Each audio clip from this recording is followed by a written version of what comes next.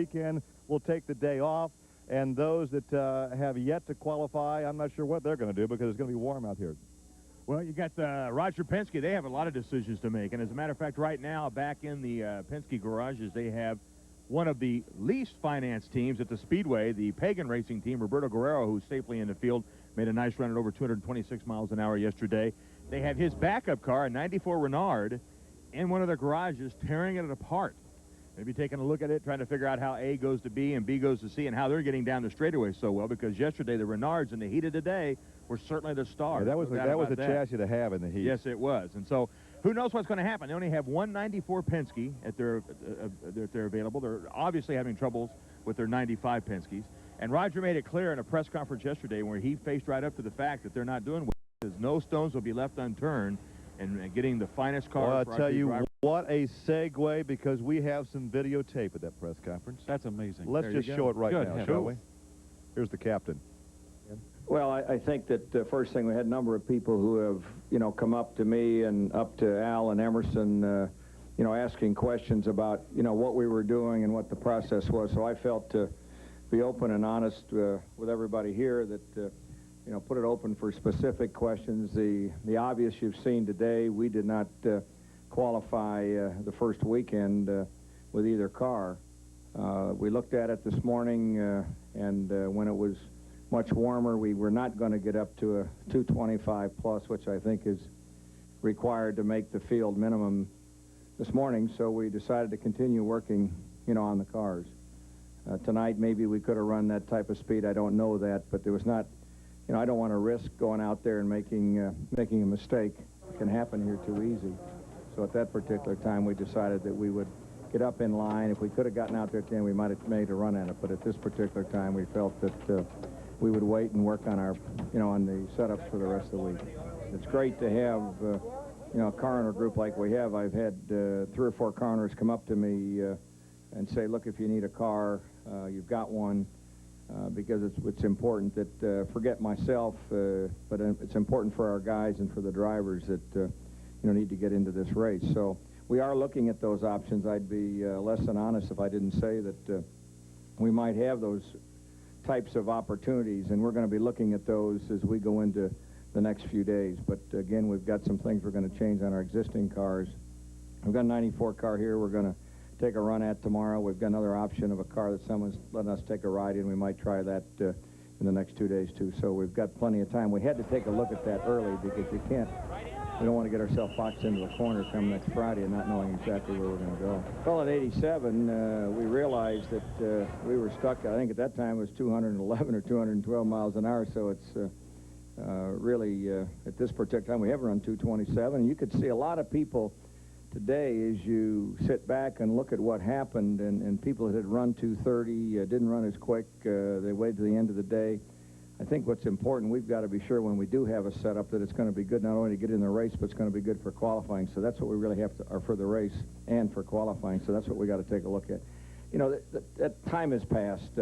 I can't compare to 1987. I got to compare to now. And, we're in a situation that's certainly uncomfortable, but, we didn't come here as many years as we have and not have other problems that might have been bigger than this that we've been able to manage and get through. So at this particular time, I have to try to lead this group so we can get in the field and run in the race.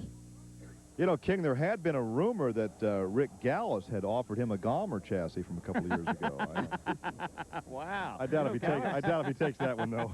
Gallus doesn't have a car in the race. That's right. That's right. Isn't it ironic, though, that, as you mentioned, one of the least financed teams, one of the happiest teams, by the way, sure, that Roger Penske would be going and possibly doing a deal with Pagan. But those Pagan people, they are neat. Neat guys. What's interesting, too, I saw Chip Ganassi talking with one of Penske's people this morning, and that kind of course, Ganassi, the importer, the dealer, that's who you buy your Renard chances from. Right. But, talking with Jimmy Vassar and Brian Hurta, the drivers for Chip Ganassi this morning, we were discussing the fact that they were looking at a 94. That's Ganassi, Montana. Yeah, well, is he an owner now? I don't know. Who knows? What his role is. But anyhow, we were discussing with those two drivers the fact that here Penske's in trouble and they're looking at the Renards, and Jimmy Vassar goes, well, I sure wish last year they would have let us take a look at one of their Penske chassis. Right. I wonder if that's going to happen next year when they come back around and they're dominating. gee, can we bring one of them over and take a look at that? You know, what they're saying about this chassis, I talked with Bill Mears yesterday in the GTE suite, and he said the chassis are very unstable in the turns. They're very unpredictable. It's not a matter of horsepower, straightaway speed. The car will be loose. It will push. And in fact, at one point, he kind of laughed and said, I think Rick would like to go out and take a few laps, see what it feels like. And about that time, Skip Mears said, no, Rick is not going out for a few laps. I don't know that Rick would. If Emmo and Little Al can't get him around, I don't know whether Rick would want to come out after a couple of years of layoff and try it. Well, he was pointing out in a press conference the other day, Rick Mears was. He received an award from PPG, the most colorful character award, he and Tom Carnegie. But he was asked about that, about getting back in a car, and he goes, well, you know, sometimes it's so difficult. You know, you're talking to the driver, and each driver has his own unique way of describing a push or a loose condition, and he goes, sometimes I just wish I could jump in that car and feel it for just a moment, but then I kind of think, nah. Maybe not, maybe but not. you know what, though? Even if he wanted to, and that became an option, he would want to do it discreetly, and you can't do that here. If Rick Mears put a uniform on to take a ride, it would be like Nigel Mansell all over again. I mean, they wouldn't be able to move. Well, maybe he could borrow one from Hiro Mashusta, just put his uniform on. Just come walking out with Jacques Villeneuve's outfit on with the helmet on. I'll tell you what, I'll bet you Rick Mears and Al Unser would both love to have Hero's car right now, because he's in the program. And surprisingly, very fast. Yes. You know, I saw this the other day. Remember last year, Jacques Villeneuve came out on race morning with the helmet on, and he's the only person I've ever seen that puts the race face on so early. And in a way, when the helmet goes on, a lot of people feel psychologically that separates the driver from the crowd, and it almost separates him from this earth. He goes into his own world when the helmet goes on and the visor comes down. So Jacques Villeneuve actually put his helmet on in the garage area and walked out. And he's the only person I've ever seen do that, except that the other day there was a... I'm trying to think what it was the rain on Saturday morning, and they were getting ready to go, and then there was some more downtime. So I'm standing around behind the tower, and Andre Ribeiro came out through the walkway that's just in front of us, and went into the men's room with the helmet on. Wow. And came out, and there was a couple of people waiting to have him sign autographs after he came out of the men's room with the helmet still on. The rookie drivers, one thing the rookie drivers have to learn is stay in the pit area because of the race fans. Yesterday, I was in the television compound behind the tower terrace, and Carlos Guerrero walks out in driving suit with his beautiful fiancée, and we had talked here on the show about his sponsor has a product, soft cactus, edible soft cactus. So I walked up and I said, how do you prepare soft cactus? And so his fiancée, who speaks very little English, was trying to explain in Spanish as he was trying to translate, and all these kids are walking up for an autograph. And then one little boy says, you are my favorite driver. And he said, who am I? And the little kid thought, he said, Bobby Rahal? So I said, Carlos, you have to learn to stay back there in the pit area away from the race fans. Just talk to them at the fence. I had one kind of, I guess, along those lines where the kids come up and ask for your autograph and they don't know who you are. And when we got done the other day, there was a bunch of kids that were on field trips. So I come down and I get called over, and there was about 5 kids there. And the next thing I knew, there was about 40 or 50 kids. So I signed all this stuff. And then one of them said to me, what year did you drive in the race? And I said, oh, I'm sorry, I never drove. So then another kid said, well, do you own this place then? I said, no, not exactly. Yeah, it happened to Brian Herter the other day. He was standing in front of his garage, and a lady walked up and goes, is your driver here? Herter goes, I'll get him in a minute. Yeah. You know, I saw you all weekend. I only saw you once, and you were being interviewed. Talk about turn the tables. He was being interviewed in the press room yesterday. Did you do any work this weekend? Oh, man. Well, yeah, we were here at the Speedway with Bob and Tom yesterday, Saturday morning.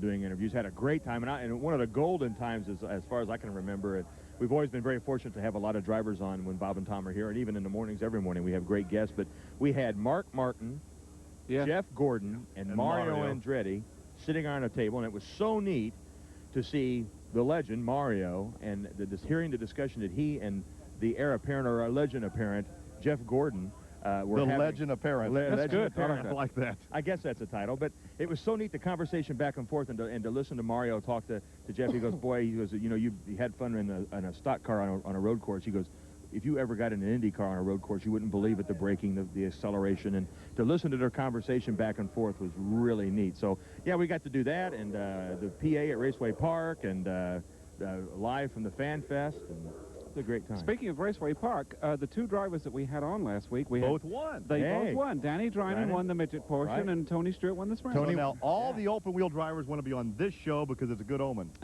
Well, oh, I'm sorry, go ahead. well, I was just going to do some other business. Oh, I was just going to say, I can't wait till Davey Hamilton gets back. Yeah. Get him on the show. Get an open-wheel driver like him back, get Sure. him back here at the Speedway. We have to tell you about the weather, which is pleasant indeed today compared to what we had here on Saturday. We have 64 degrees right now. We have clear skies. The weatherman is calling for warmer temperatures today, partly cloudy skies in the afternoon, and mild translating to near 80 degrees. That's great for the fans. It's great for the suntan. It's not so great for the drivers looking for speed. This will be a very hot, slick racetrack. And some of the drivers, some of the teams have taken a day off. Yes.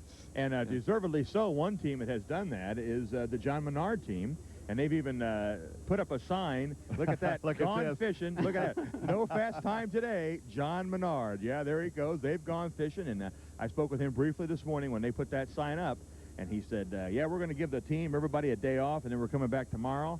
And because we can't really take any time off till the race is over, but we'll start tomorrow and with race setups, and we'll get ready to go. They were a happy outfit yesterday, and it's too bad that the garage area closes at 8 o'clock on qualifying days as well, because the Menards were out there. They were having a great time. They didn't want to go home yet. Yes, no, they didn't. No, Well, they we have one car that is being pulled. An actual car is We have a coming race up? car. We have a That's race Oh, look car. at this.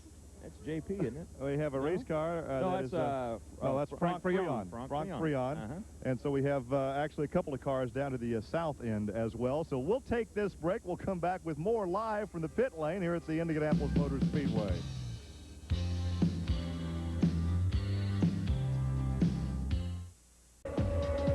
And we welcome you back live from the Indianapolis Motor Speedway. We have been joined here in the pit lane by some members of the Mears gang.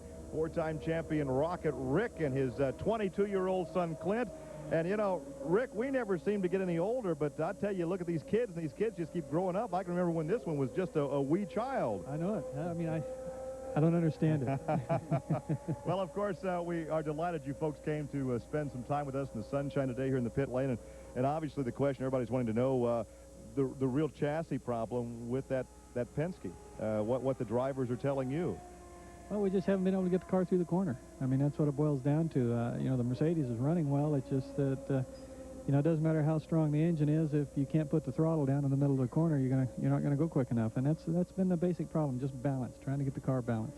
We had some videotape from the press conference that Roger had last evening. He alluded to testing some other chassis. Can you kind of follow up and give us more specifics on what the plan may be this morning?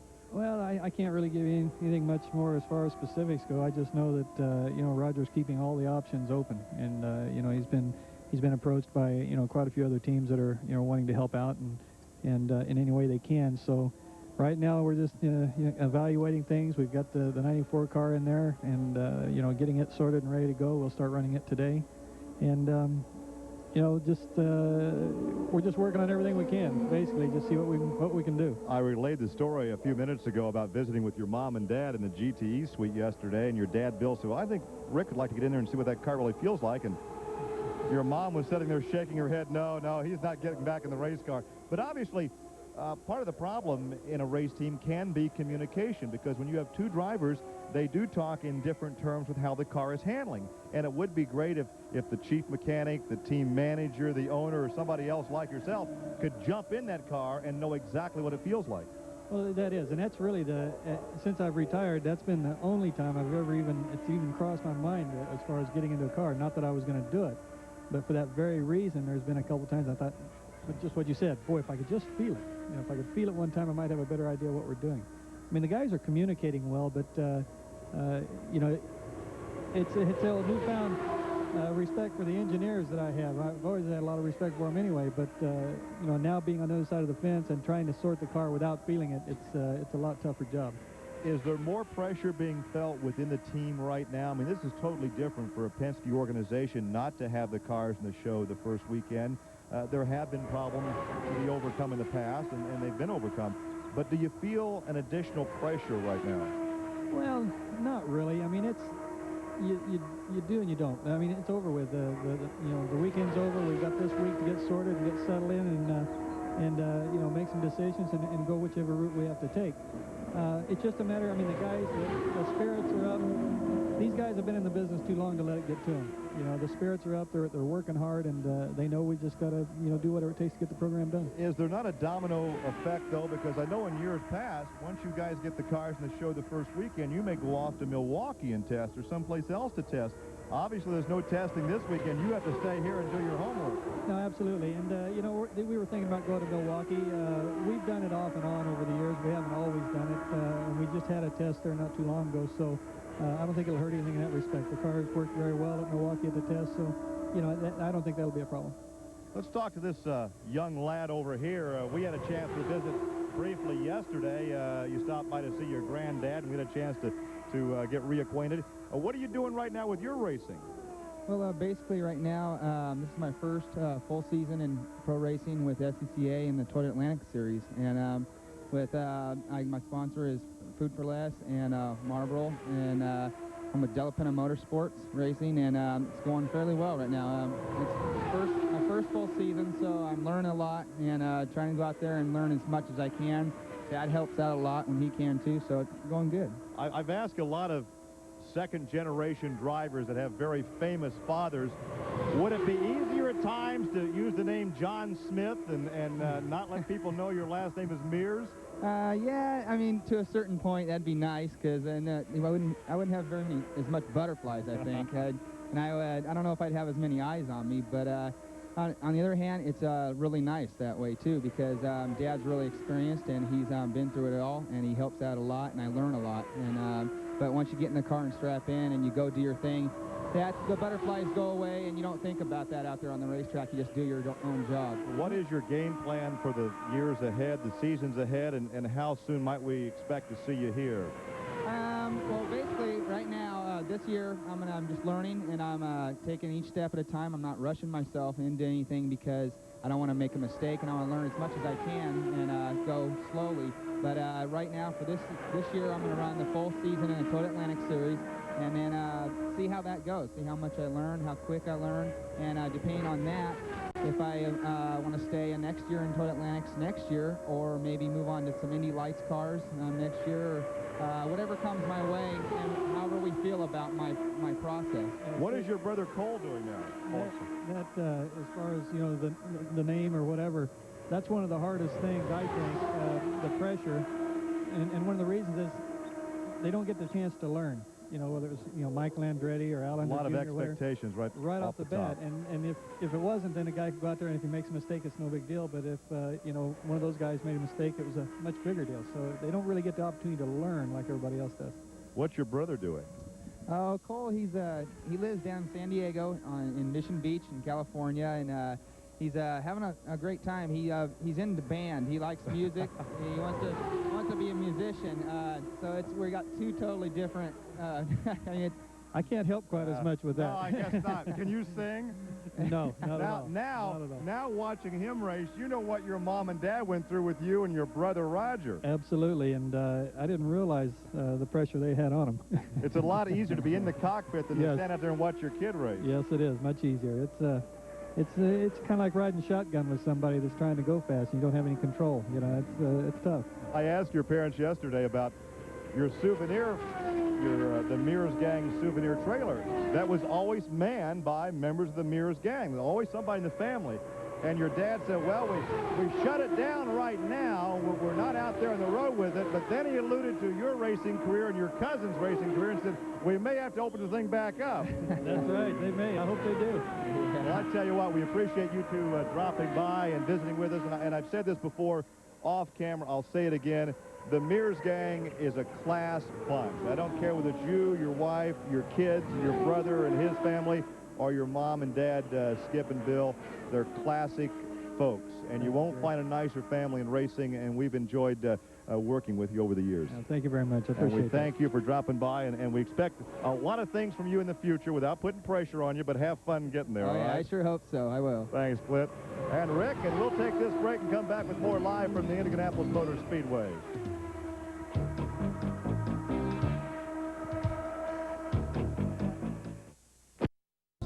what's that old song? Sunshine on my shoulder makes me happy, or something. We have John an abundance of yeah. sunshine here, and I know you would want to underscore the comments about the Mears gang, because you were standing off at the back applauding when I said what a That was class me. operation Well, that is. Yes. I was silently applauding, or I think I may have made a mistake once or twice, but I was nodding and absolutely, they're just the whole family. Roger Mears, I always felt for. He did very, very well in off-road racing, and he came here, and he didn't have much of a break. He made the race twice. He got taken out in a first-lap accident in 1982, and then he had an accident in Turn 1 in 83, and I think he was running like 7th or 8th when that happened, and nobody ever remembers him. And the thing is that between the two of them is that when Rick first came here as the younger, he's 4 years younger than Roger, he didn't really appreciate this place, but by his own admission. Mm-hmm. And when he made the race, it was outside front row in 78, and then he won it in 79, and he said even when he won it, he really didn't appreciate it. It wasn't until he kept coming back year after year, and then it took until 84 to win again.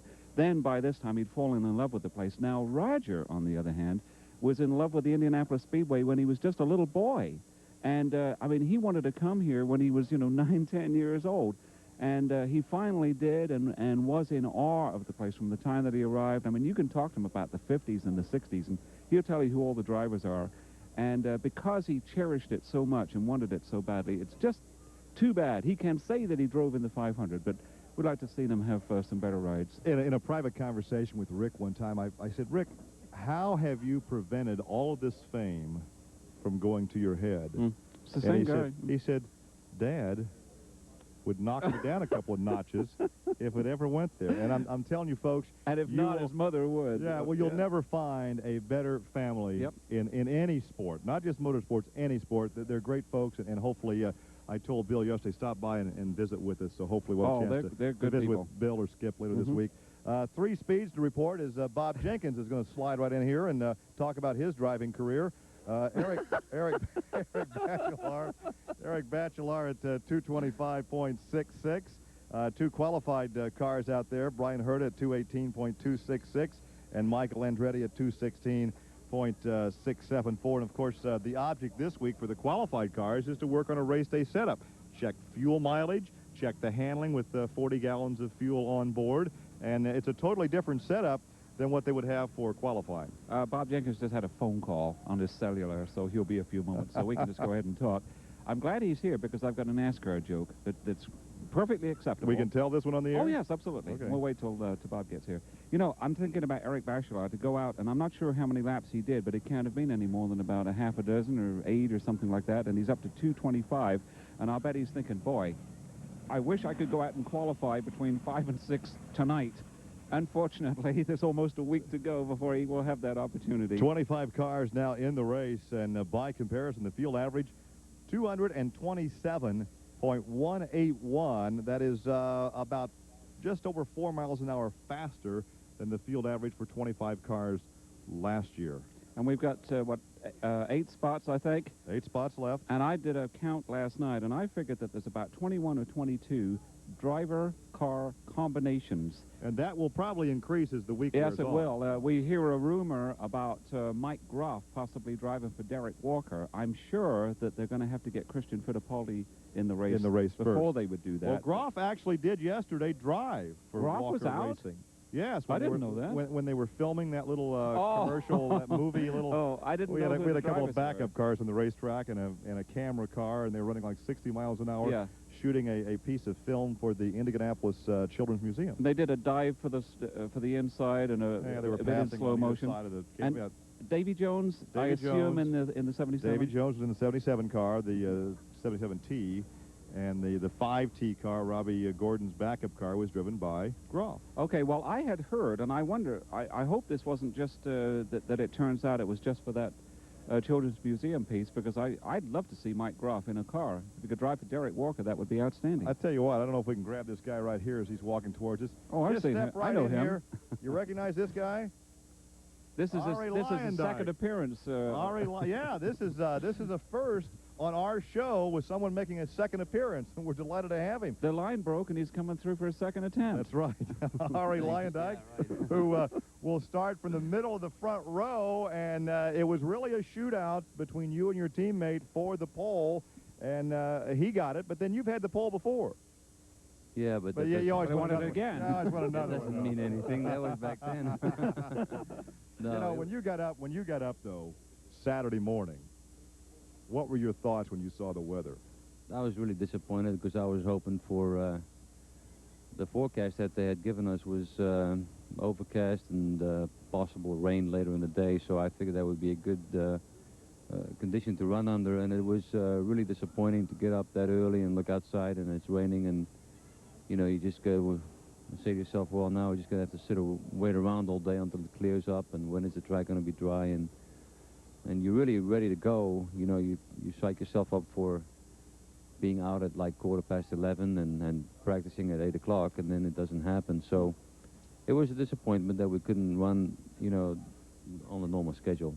How would you like to have gone out last night between 5:30 and 6 yesterday on Firestone tires?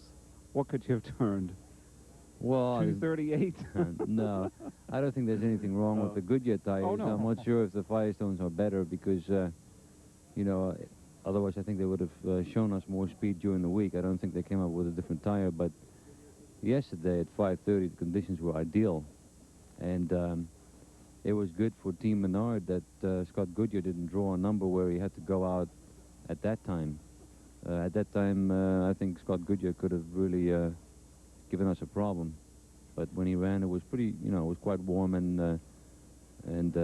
that helped us a little bit. But of course, when we ran, it was, you know, we were going through a haze You had fog lamps out of there. water, and you know, that didn't help our case. So it was justified that he had to run in conditions that weren't perfect, because we were running in conditions that weren't perfect either. For the layman, though, we talk about track conditions, weather conditions, slowing the run. For the layman, explain what the weather actually did to the car or to the track on Saturday. On Saturday, the air was so thick you could cut it almost. The humidity, the density of the air was so thick. Well, a car has to go through that. It's an object, has to go through this thick air and just has to cut its way through it. And it slows your car down because it creates drag, and the drag just, you know, the engine also gets hurt by that kind of humidity in the air. It's not good for the engine. It doesn't breathe as good, and it loses horsepower. That, combined with the fact that the car has to push its way through these thick clouds, so to speak, thick air, costs energy, and you know, energy is lost on the engine and the aerodynamics. It will cost you speed. And of course, when the track gets hot, like it will be today, the track gets slick, and you'll slow down there as well. The track will, the track temperature will go up, and the tires will go up as well, the temperatures, and the car will tend to slide around a little bit more. So a lot of times you have to add a little bit of more wing to the car or do something else to the car. In fact, when it gets warmer, the air is thinner and you lose downforce. So if you have too much air, it slows you down. If you have not enough, it slows you down. It's got to be somewhere in the middle. So you always have to make adjustments for that. Well, you have given us a lot of thrills in the past 10 days or so, and we congratulate you on that middle of the front row. Not exactly what you wanted, but by golly, if you couldn't get it, at least your teammate did.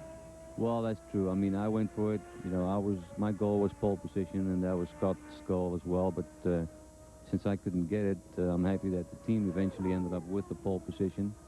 John Bernard has put a lot of money and effort into this program, so here we are, 1 and 2 for Team Bernard, and that's not all that bad. And we had a great week so far. We congratulate you and thank you for stopping by to visit Thanks. again. Ari Lyondike, and we're going to. Oh, well, we have to introduce you before you can ask a question. All right.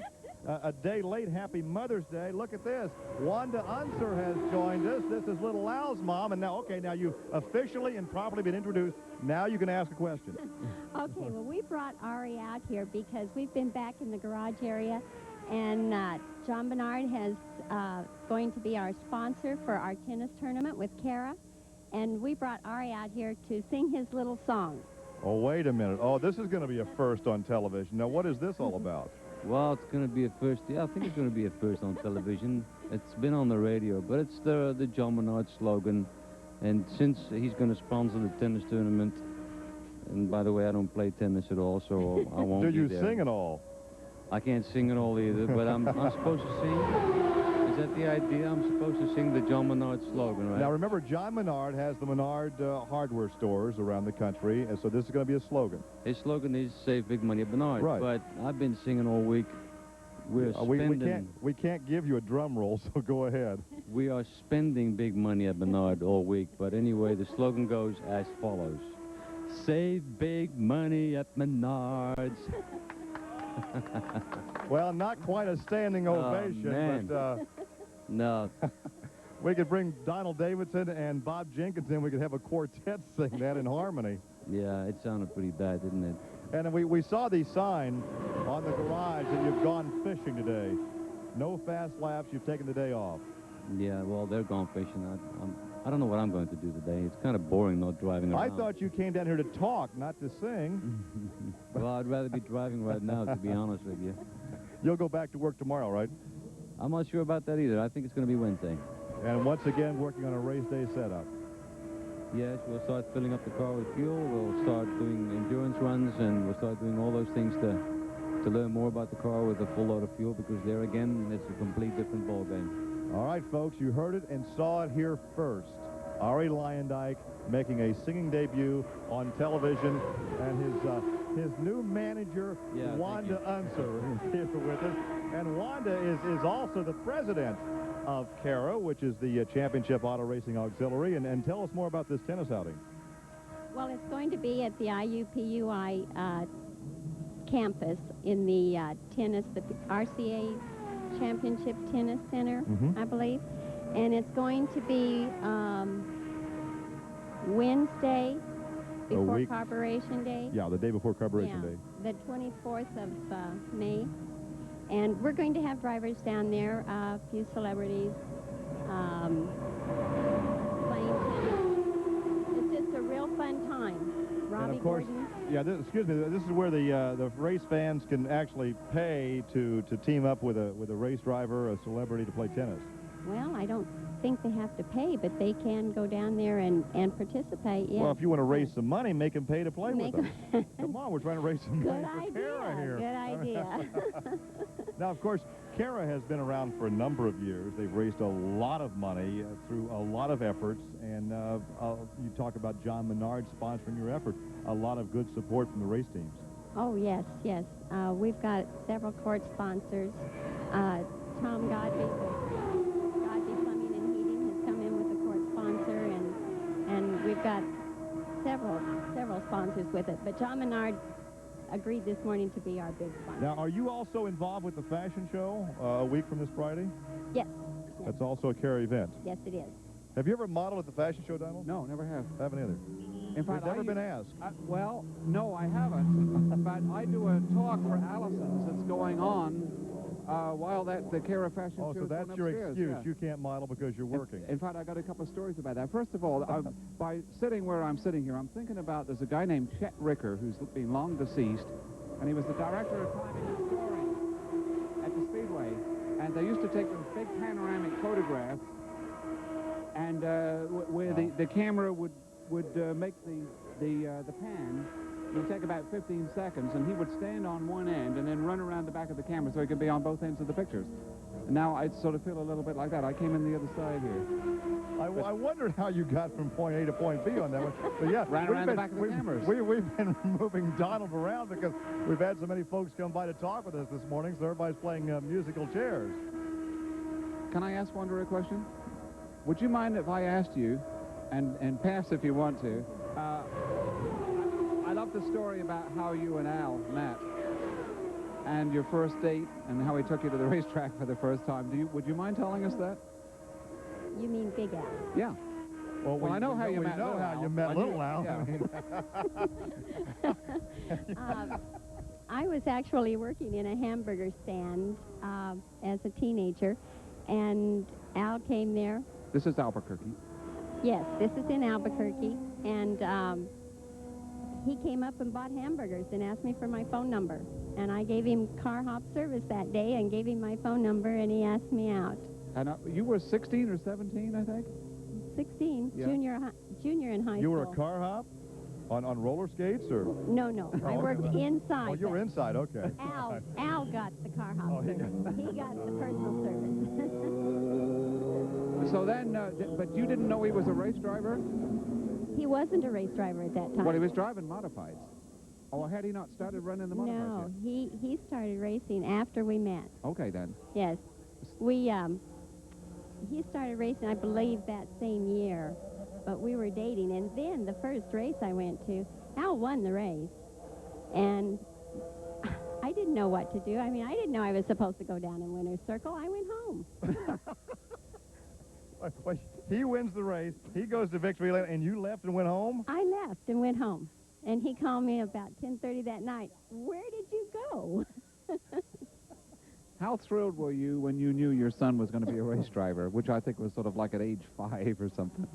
Oh, from the time he was little, he wanted to be on anything that had wheels. It didn't matter what it was. It Or did have skis in wheels. front, Yeah, the true. snowmobiles. Yeah, or water skis. But he started running go-karts when he was about 8 years old, really young. And his sister ran go-karts against him. And his sister beat him. Oh, was that, and he wouldn't go to the victory banquet? That's right. Oh, yeah, tell us That's about right. that. Debbie and little Al raced against each other in the go-karts, and Debbie beat him, and she won the championship that year, and came down time for the awards banquet, and he wouldn't get out of the car. I had to threaten to spank him because his sister had won, and he had finished second. And I had to threaten to spank him to get him to get out of that car and go in there. And he was, by that time, what, 7 or 8 or something like that, I suppose? Yeah, he was, yeah, that's about right, yeah. Now, he says, we talked to him now about his career and 2 wins here, and he's catching up to Uncle Bobby and Dad. And he said, no. He said, not yet, because I've only beaten him in snowmobiles once. I guess that's the measuring stick in the Unser family. Who wins the snowmobile outings? Up in Charmer? Yeah, you got to see those 2 guys. They have their 2 garages, and they get in there, and if one or the other one goes to the other garage, they're immediately covering up their secret little whatever they're doing to their machines, so the other one won't find out. We have to take hang on a second, Wanda. We have to take a break. We'll come back with more with Wanda Unser live from the Indianapolis Motor Speedway.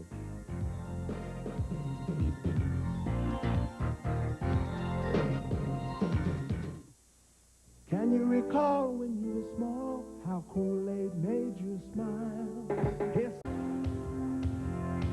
We are back live at the Indianapolis Motor Speedway. The yellow is out for a track inspection. We are reminiscing and visiting with Wanda Unser, Little Al's mom. And now you have some other projects coming up next week as well. Tell us about the go-kart race. Right. Tuesday, the 23rd of May, we're having a go-kart race. It's the Oscar Mayer Channel 13 go-kart race. It's out at Avon Recreational Center, which is on Rockville Road. It's from 6 to 8, and we want anybody and everybody to come out there that can. You can stop by, I believe, Marsh's and Kroger's and pick up tickets there, and you'll get a free hot dog and a free drink. And a chance to race against Little Al? Yeah, well... He's gonna be there. Yes, he is. Is he racing? Oh, we're having several race drivers. Oh. We've got Brian Herta coming. We've got, I believe, Carlos Guerrero is going to come. He's a go-karter. Scott Pruitt may be Oh, there. now well, there's a they're go-karter. they're stacking the deck with ex-go-kart champions. If you can win at Long Beach in a go-kart, then that's a formidable competitor. He may have another commitment, but if he doesn't have to do it, he Of course, wants to be there. they'll have governors on their go-karts, no doubt. How about Emo? He used to run go-karts. A lot of these guys used to race go-karts. Yeah. Oh, Andre they're- Ribeiro, Christian Fittipaldi. yeah, they're really looking forward. Well, sorry. Yeah. Well, so the general public can come out and race go-karts Yes. with these guys? Well, it's $5 to get in and watch them race. Dwayne Sweeney's going to be the flagman. Oh, nice Dwayne Sweeney. I tell you what I told him yesterday. I told him, I said, in the heat race that Al's in, I want to black flag everybody else. A proud mother indeed. There's a gentleman standing here behind the cameras that was curious as to who the MC is going to be for the Cara Fashion Show this year. I believe Christy Lee and Bob Jenkins are Bob Jenkins. Yeah. Bob really? Jenkins? Oh, I'll be darned. Wait a minute. What does Bob Jenkins know about fashion? Well, have you ever seen him in a tux? Yes, of course you have. Well, everybody looks good in a tux. Yeah, but he's very eloquent and charming. See, and we're witty hammering on Bob because he's just standing off camera. This is one time we've got him because he doesn't have a microphone. Well, we'll have him on the show here. Actually, he He'll got rely bumped on by Christy Ari. Lee. He got bumped by Ari. Yeah. I got bumped by Wanda. So I ran around this side and took over when Ari. And then when Wanda leaves, So- said, or maybe we could bump you and have Bob Jenkins come in and Yeah, interview Bob Wanda. can sit down, and I'll take a break and go to lunch. So once again, next week, let me get this down. Now, on Tuesday is the go-kart race, 6 to 8, out at Avon at the rec center out there on Rockville Road. And then on Wednesday is the tennis outing. Right. And then on Friday is the fashion show. Well, and Thursday, I believe there's a softball game, isn't there? Oh, that's at Busch Thursday, Stadium? yeah. At Busch Stadium? Yeah. Yes. Who's Yeah. do you know who's in that? I think a lot of the drivers, I don't know anyone in particular. I believe Danny Sullivan is very instrumental in this. It's been very well supported by the drivers in the past. Right, Yeah. right. And we have to ask where all these proceeds go. I know you do great work. All of them go to Kara, except for the softball game, and I believe Special Olympics is the major charity there, although we will receive some of the proceeds from that also. And then how do you utilize your money? We give it to children's charities. Methodist Hospital, we do a lot for down there. They're putting in that new pavilion, that children's pavilion, and we're going to finance the big ship that's being put in the center of that, and it's huge. It's huge, and we're going to finance that. Well, you do a lot of great work. Kara does great work, and we thank you for coming down. And we'll have to go out and race the go-karts with those guys. Robin Miller, we've had some neat people here, but Robin Miller says that Wanda Answer is the nicest lady in racing. We can't argue We that. can't argue that, can we? Thank you We very thank much. you for coming by. Robin Miller said that. Yeah, when Robin Miller says something kind about somebody, that is something, isn't it? He did say that, too. Yeah, it was in print So- back, I can't remember, was that around Christmas time, or was that last year? It was in May a couple of years ago, and he was talking about the souvenir trailers out there. And he he said that Skip Mears, I believe, was making the most money. Yeah, because we talked about the Mears gang and manning their trailer. You're out there in the, what's it called, the Unser Cousins or something trailer? You're out there in the... The Unser family Unser trailer, family. but I sold that. I'm no longer doing that. Everybody's selling their souvenir trailers. I work for Penske now. I work in his trailer. You didn't know that? Everybody's working for Penske now. He's a good man to work for. Well, we certainly wish you well in all your efforts next week and the fundraising and all the great work that Kara does, and we thank you for dropping by and visiting, and hopefully we can get out and race those go-karts next week. Look forward to that. All right. Thank you for having me. And Bob, Thank you for coming. Bob Jenkins is going to be the co-host with Christy Lee for the fashion show. Yes. Christy will have to carry him. we'll put him down here and let him see We'll what he has to interview him. say. Yeah, all right. So we'll take a break and come back with Bob Jenkins.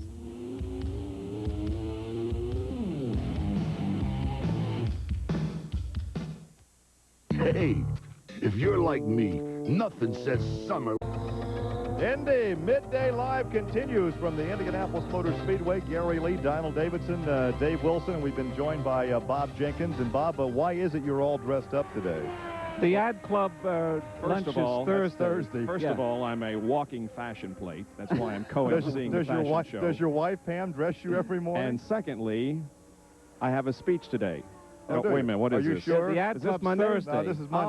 Oh, darn it! He came on the show a week ago on Friday, and he said, I have to leave. I have a speech with the ad club. Boy. 20 minutes later, he comes back and said, oh, the speech is next Thursday. Well, I'm going to be prepared for that thing, I'll guarantee you. So do you have I'm a glad speech I today? survived this game of musical chairs, by the way. I was afraid I wasn't going to get a seat. Now, wait a minute. Now, what do you know? What do you know about hosting a fashion show? You better be glad you have Christy Lee there. Let me tell you something. This is the first time I will have had the privilege to host the show, but it really is a neat event. I've been a model in it for the last 2 years, and it really is neat because you have an opportunity to see the drivers and their families in a totally different situation than you normally do. It's really fun. Now, where will it be this year? It's going to be at the Sagamore room of the Convention Center. It has outgrown the room that it was previously held in. It simply would not hold as so many people, so we're moving it to a larger facility. And that's this year. a week from Friday at what time? The social hour is at 11 o'clock, lunch is at 12, and the fashion show itself starts at 1 o'clock. I have a NASCAR joke. Okay, I have some worthless qualifying trivia, but Mario is standing by. Mario so go ahead. Andretti is waiting to come on this show, and we're talking NASCAR jokes. I love worthless trivia. Now, you may you may already know this one, but I just saw this morning for the first time. In North Carolina, how do the kindergarten kids learn to count? How do they teach them to count? 1, 2, Dale Earnhardt. 4, 5, 6. Okay, you got it. I got it. Okay. What's your worthless Who trivia? is the only driver that qualified over the weekend that qualified slower than last year? There's one driver. Well, several rookies because they weren't here last year. Well, that doesn't count, Gary.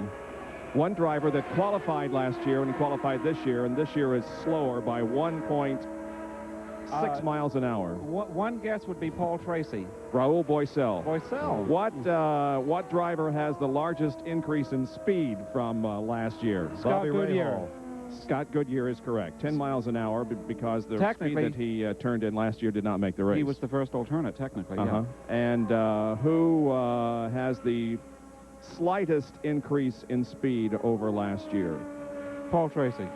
Jacques Villeneuve, 2.1 miles an hour. Is there any more? Paul Tracy can I must go be the now? answer to one of these things.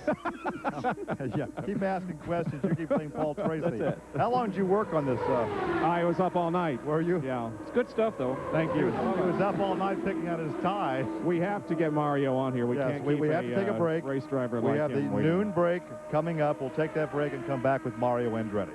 Thank you.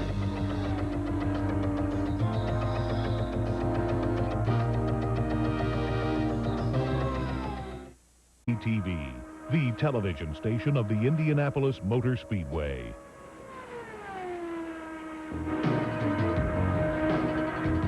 Welcome back to the Indianapolis Motor Speedway. We have been joined by a guy who has been able to draw a crowd since he first came here in 1965. Seated on my right is Mario Andretti, and you were just saying you have never been in the fashion show? No, I never have, no. I thought you'd be on the Should I top of their list. Oh, yes, I think for sure. Oh, I'm not tall enough. I was curious about the T-shirt here, and I asked him what the display was on the front, because it looks, first of all, I thought it was Grecian, and then I thought, no, Mario's from Italy. This is something Roman. And the answer was? Everything else is at the cleaners. All my Texaco stuff is at the cleaners. Yeah, Mario's doing stand-up now. You told me, I think it was on Friday, that you had been here since last Monday, and I said, have you been hiding? Were you, in fact, hiding? Has it been a difficult month to come back, your first month back here as a spectator? Well, I don't know if I can say difficult. It certainly has been different. You know, I was always used to preparing and looking forward to things quite different than this month. And I think, you know, from that standpoint, the discipline isn't there. You know, I'm staying out late. I don't have to go home early from parties and all that sort of thing. You can stand on the gas now. You can stand on the gas, yeah. So, and from that standpoint, it's not all bad. But I was just thinking of something, and I hope you don't take this the wrong way, but that this, as you've discussed several times, this was probably your worst track as far as fortune was concerned, and you've had so much misfortune. It just occurred to me, there was a rumor after last year, because you were an early out, there was a rumor going around that you might drive a third Penske car. And I'm thinking that was only a rumor, and look what happened to them. well, that's the Mario that's on Bob and Tom show. Bad. You know? That's bad. That's what started that rumor, which is it was kind of It was cute, only a but- rumor? Yes, of course. You wouldn't consider just running Indy? No, it's something that I'm not sure if it's right or wrong, even at this point, but I made a decision that if I was going to retire, I was going to retire, not just do it half-assed, and I'm sticking to that. And of course, you know, if I would have had second thoughts about coming back, I would not have prepared, you know, in February. I would have prepared last August or October or something like that, you know. So it's just one of those things. Again, yes, I feel that perhaps I would have enjoyed, you know, doing it again. One more good you one? know, you said, okay, Indy has been, you know, an event of some misfortune to meet, you know, the event. But, you know, I've had some great times. I've always been competitive in the practice, everything leading up to it. In a race, I haven't had the luck to go along you know, with maybe putting together as many good finishes as I would have liked to. But you're here 3 weeks, and I mean, all of that counts. I mean, you're in a car, you're a factor. You know, I want to be a factor every day and all that sort of thing. And I think I've accomplished that, and that's what really brought a lot of the pleasure to me. You know, I look at this thing, you know, all of my experiences at Indy in a very positive way, never ever in a negative way. Well, a lot of drivers, that you know, their attitude is that second is not acceptable. And I remember that it must have been a heartbreak in '77. When you started on the pole, you led 170 of the first 177 laps, and then you're out. But I remember you saying afterwards that you derived a lot of satisfaction by the fact that you showed you were the best on that day. Well, again, let's put this in perspective. You know, if you're just satisfied with second, you know, you're going to be second. You know, it's just a matter of second. Some days is fantastic. It just all depends how you arrive there. You know, if you've had if you had to fight a lot of obstacles and everything else, and it was a climb, and all you could get up to was second, it's a great day. But if you go in there with the attitude, you know, today I'm really going to be happy with second, then you're in the wrong business. Yeah. You know, that's the difference. You see, it's not that you're not going to be happy with second place finish. You just cannot be satisfied with that. So you say, okay, today I'm second, I'm happy. Next week I want to be first. It's just that. It's the attitude, I think, that makes the difference. But to drop out of the race, though, and be able to walk away knowing today I was the man. Again, it's an inner satisfaction. As I say, it's something that nobody else probably appreciates, but you do, and that's important. That's important to be able to go on to maintain that confidence level. So that's what it's all about. You feed on that, actually, and you know, whenever you're down and you feel support from the fans that you know, they just don't wait for that shiny day, you know, for that sunny day to just root you on. They root you on unconditionally. You know, that's a great feeling. As we talk with Mario, we watch his son Michael work on race day setups after qualifying on Saturday at 229.294. He'll be starting outside the front row. And I want to talk a bit about being a dad now. I can recall when Michael first began racing in Formula Fords, and you were at Indianapolis Raceway Park, and I have to say quite candidly, you were a very nervous father watching your son out there. But now, or in the past seasons, racing against him, you were occupied with your racing program. Now you're back to being a spectator. So how difficult is it now to be a dad and a spectator and watch your kid out there? Well, it's like anything else, Gary. You just you learn how to compose yourself, really, because at the beginning, you know, a few times when I actually embarrassed Mike or Jeff, you know, just by being such a nervous Nelly idiot on the side, you know, with the fingernails in my mouth. But you know, you learn to deal with it and to be a little cooler about things. But inside, you know, just like when you went out there, like to qualify, you know, it was another experience, because I was this time I was just watching on TV from the suites, and boy, you know what I mean? If somebody would have put a monitor on my heart, you know, it would have been at the new high. But you know, you experience all those emotions, and I think a lot of it is good. I think it's what's going to continue to pique my interest as the years go on. And to be honest with you, I just feel so comfortable that I'm leaving it in good hands, really, as far as the family, you know, with Michael and hopefully Jeff someday come back here, and John. So again, let them do it. Let them do what I couldn't put together over the years, you know, as far as the Indianapolis events are concerned. We were talking to Rick Mears about his sons, Clint and Cole, and Clint is racing, and they said brother Cole is singing in a band out in California. You had the similar situation. Your daughter is a vocalist. Yes, and I'm very proud of her as well, because you know what I'm most proud of the fact that these kids have that ambition. They have their goals, and they regardless how ambitious they are, they're just really going after. I know that she's dealing with an industry that's probably the most competitive anywhere, but she's there fighting for it, and she knows that sooner or later she'll get a break, and I'm right behind her. You know, I'm just rooting her on as well.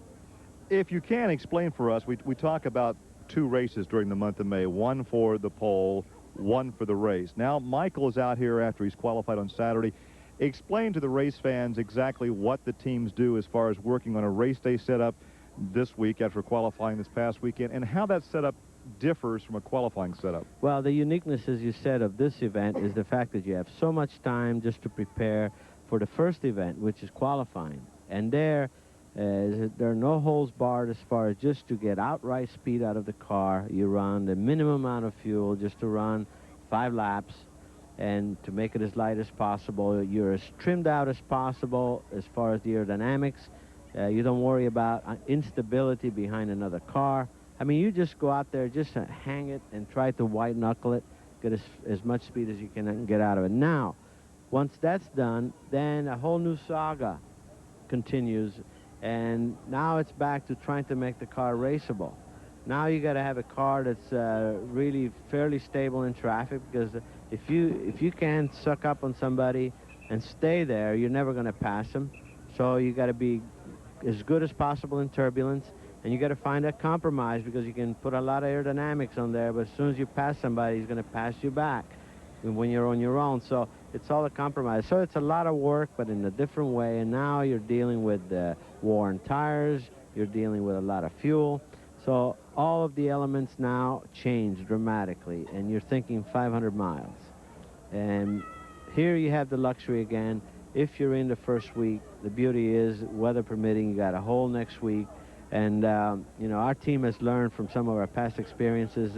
You know, I've put jillion miles to prepare with my qualified car, and most teams have the luxury of a backup car. We never use our qualified car anymore. After we qualify, we get the backup car that we do all the donkey running with that, and then transfer the setup on the other car and do maybe one short run on the weekend before, and then run the Thursday, and that's it. Can you stay with us for a moment? If we Sure. take a break and come back? You All bet. right, we'll do that. We'll take a break and come back with more from the Speedway with Mario Andretti.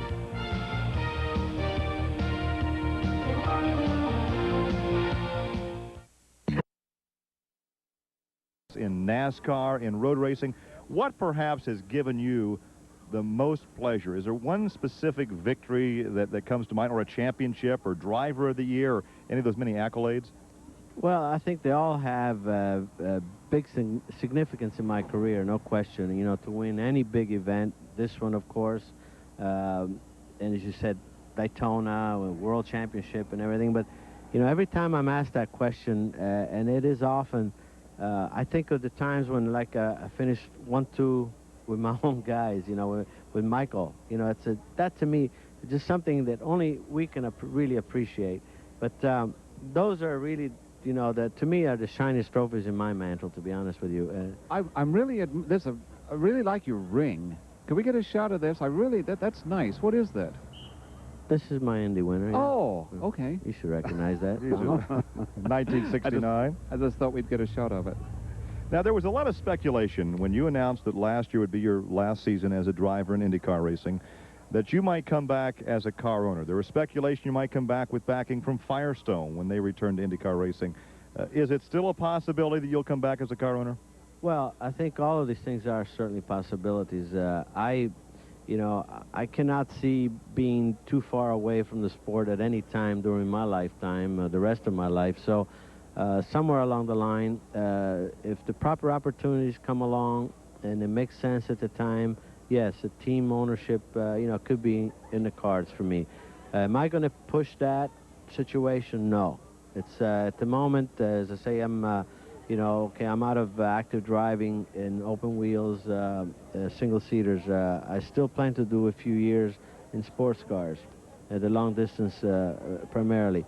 Whether that would interfere with my thoughts of getting involved in ownership, I don't know. But again, it's going to be the proper opportunity coming along that makes sense, then I'd do it. And then I would have to negotiate, see if I could afford Michael. We've seen we have seen a number of actors try their hand at racing. Of course, your one car owner, Paul Newman, has been very successful. In fact, he got started at a very late age in motorsports and competition. Any chance that we might see you on the big screen in one of his future movies? Is there an acting career for Mario? I don't know. I doubt it.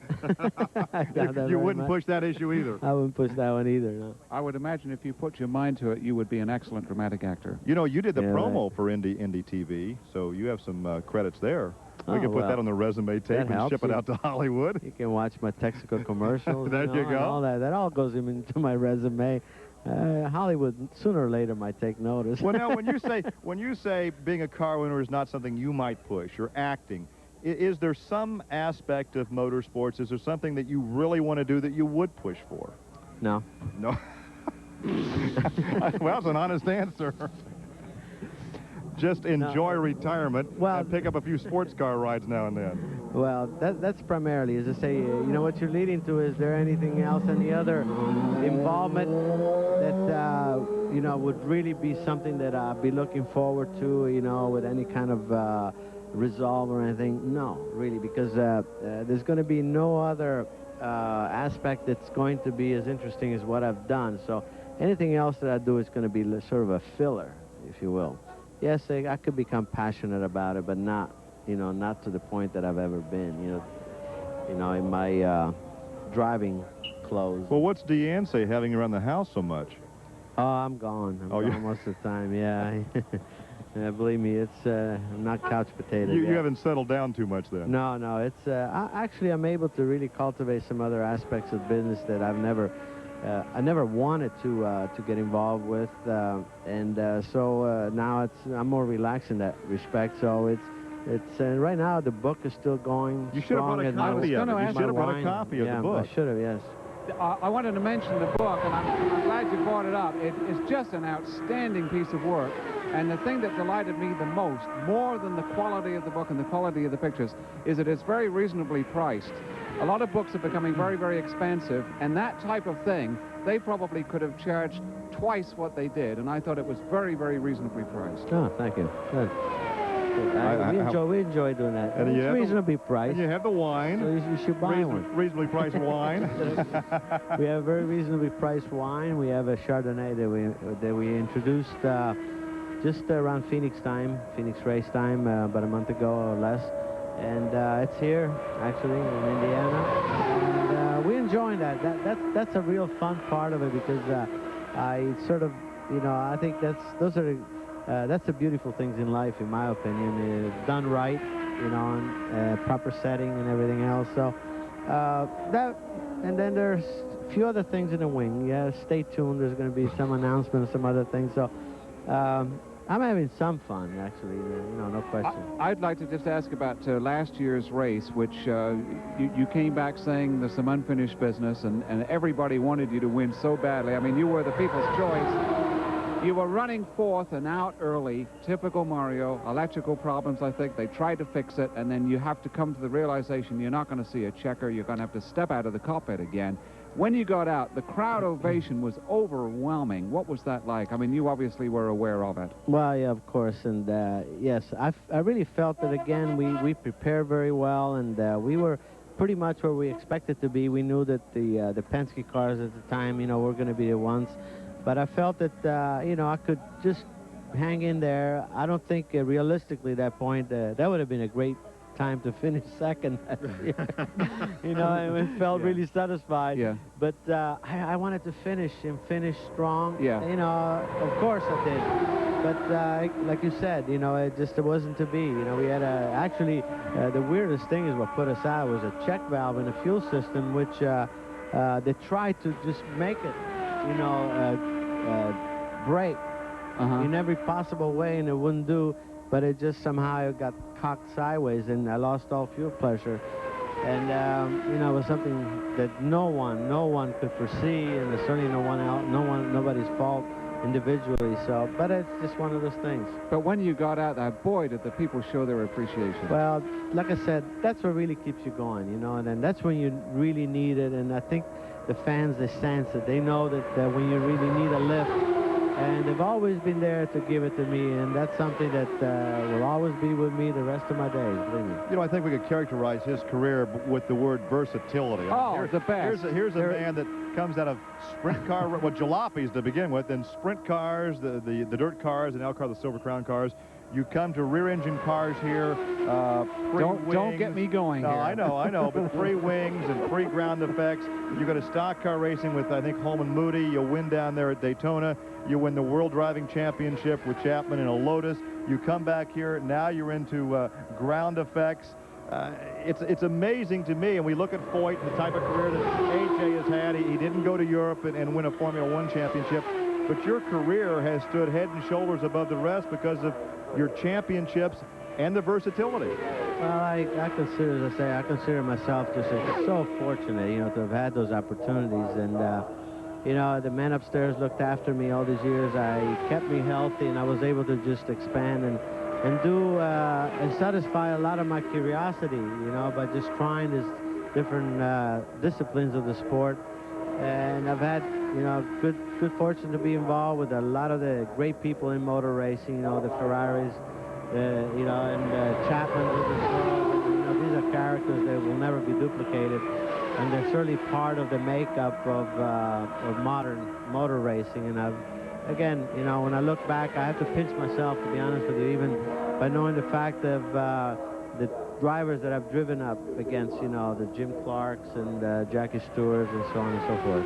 Mario, nobody's done what you've done and done it for so long. The versatility, give me just 60 seconds. Go ahead, here. Donald. Okay.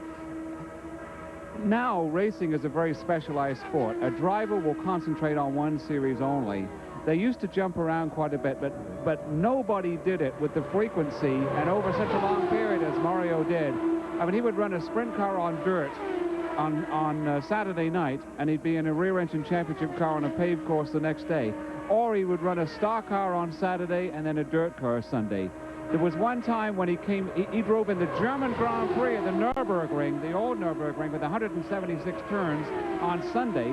And then Saturday, he's at Springfield running a 100-miler on dirt. And then there was the years when they were running the Formula 5000 series, he and Al, and they would run the dirt track race on Saturday and then fly back to run on a road course on Sunday. It was just phenomenal, and back and forth across the Atlantic. I would like to extend an invitation to Mario, too, because they've just resurfaced Winchester, and there's a sprint car race coming up next week. We can get you a ride, I'm sure. I don't know that he was particularly crazy about Winchester. I'm not sure my neck would take it. I remember driving Winchester or Salem, you could hardly hang on. I think my helmet used to rub that right rear, you know. You couldn't. Well, Salem used to run a 100-lapper, which you almost won 3 years in a row. I won that. That was my first USAC sprint car win, I think, the 100-lapper of Salem. And that was the time I think I had rubber marks on my helmet from my right rear. I couldn't hold my head up. You know, I have to ask you about the changes here. We talk about your career and the cars changing, but the racetrack itself has gone through an evolution of sorts since you came here in 1965. Indeed, that's where, yes, a lot of people obviously don't realize, you know, they think, okay, this facility's been here for a century now, and you know, it's pretty much the same, or modern time, it's remained the same. No, it hasn't. And, you know, my hat's off always to this organization, to the Holman family, for just looking to the future and just always giving you a better playground to play in, a safer place. They come in with this the warm-up lane inside. I know I made a suggestion one time to Charlie Thompson, and anytime you make a suggestion to them, you know, they always take it in and then store it, and sooner or later they're going to do something better than that, and we've seen that. So that's why it's the event that it is, because it keeps up with times. I remember there was one year you drove in the Hoosier 100 on Saturday, and then a Can-Am race at Bridgehampton the next day, and then, of course, 68, which was really tragic, that you had gone over to Monza. Bobby Unser, you're driving for Lotus, never drove a Formula One car before. You were the fastest in the first practice session and never been in one. And then you flew back here, ran the Hoosier 100 dirt track race on Saturday, flew back to Monza, and they wouldn't let you run because of a 24-hour rule. You know, maybe I could get you some appearance money from Foyt for that dirt car race at the fairgrounds a week from Friday. Yeah, he's pretty cheap, but you can try. We can. Oh, no, he's not cheap. He's frugal. Frugal. Maybe we should have a match race. We'll get you and Foyt and Rutherford and both the youngsters to run some dirt cars at the fairgrounds. Yeah, you'd have to put a governor on the cars, though, you know? Well, Mario, it is always wonderful to sit and reminisce, and unfortunately you have the time to do it now because you're not driving, and all these fans would love to see you back in that driving suit, but we appreciate the fact that you have the time to come and visit with us. Well, my pleasure. Thanks for having me. Mario Andretti has been our guest. There's a lot of folks standing out here waiting to get your signature on postcards. They're applauding you right now. They have your copies of the book, and they have posters and Speedway programs. So we'll let you go sign some autographs. Mario Andretti has joined us. We appreciate that, and we'll come back with more live from the Indianapolis Motor Speedway.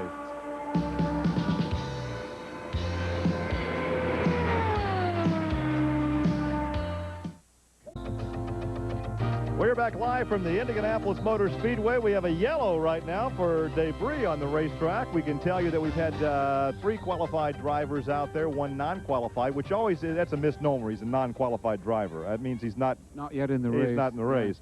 Michael Andretti at 223.7, Brian Herta at 221.4, Stan Fox at just over 221, and Eric Bachelard, who is yet to qualify for the race, at 225.6. We talked about Mario's versatility and coming from, the sprint cars, the rear engine cars, the ground effects cars. Well, here's a guy that came to the Speedway in 1955 in a Roadster and then made the transition to the rear engine car, and we're delighted to have the great Johnny Boyd with us. And John, it's a great day to be out playing golf, so we appreciate you foregoing a golf outing to come and talk to us. Well, thank you very much, and I certainly hope you appreciate the things I go through to do you favors. Actually, you're taking tours out of the GTE suite down there, and we certainly appreciate you bringing us lunch.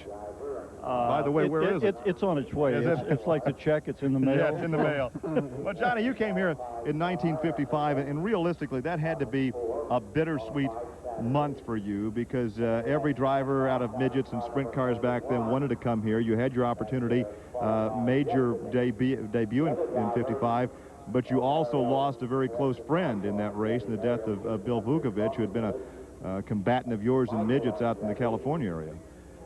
That's right.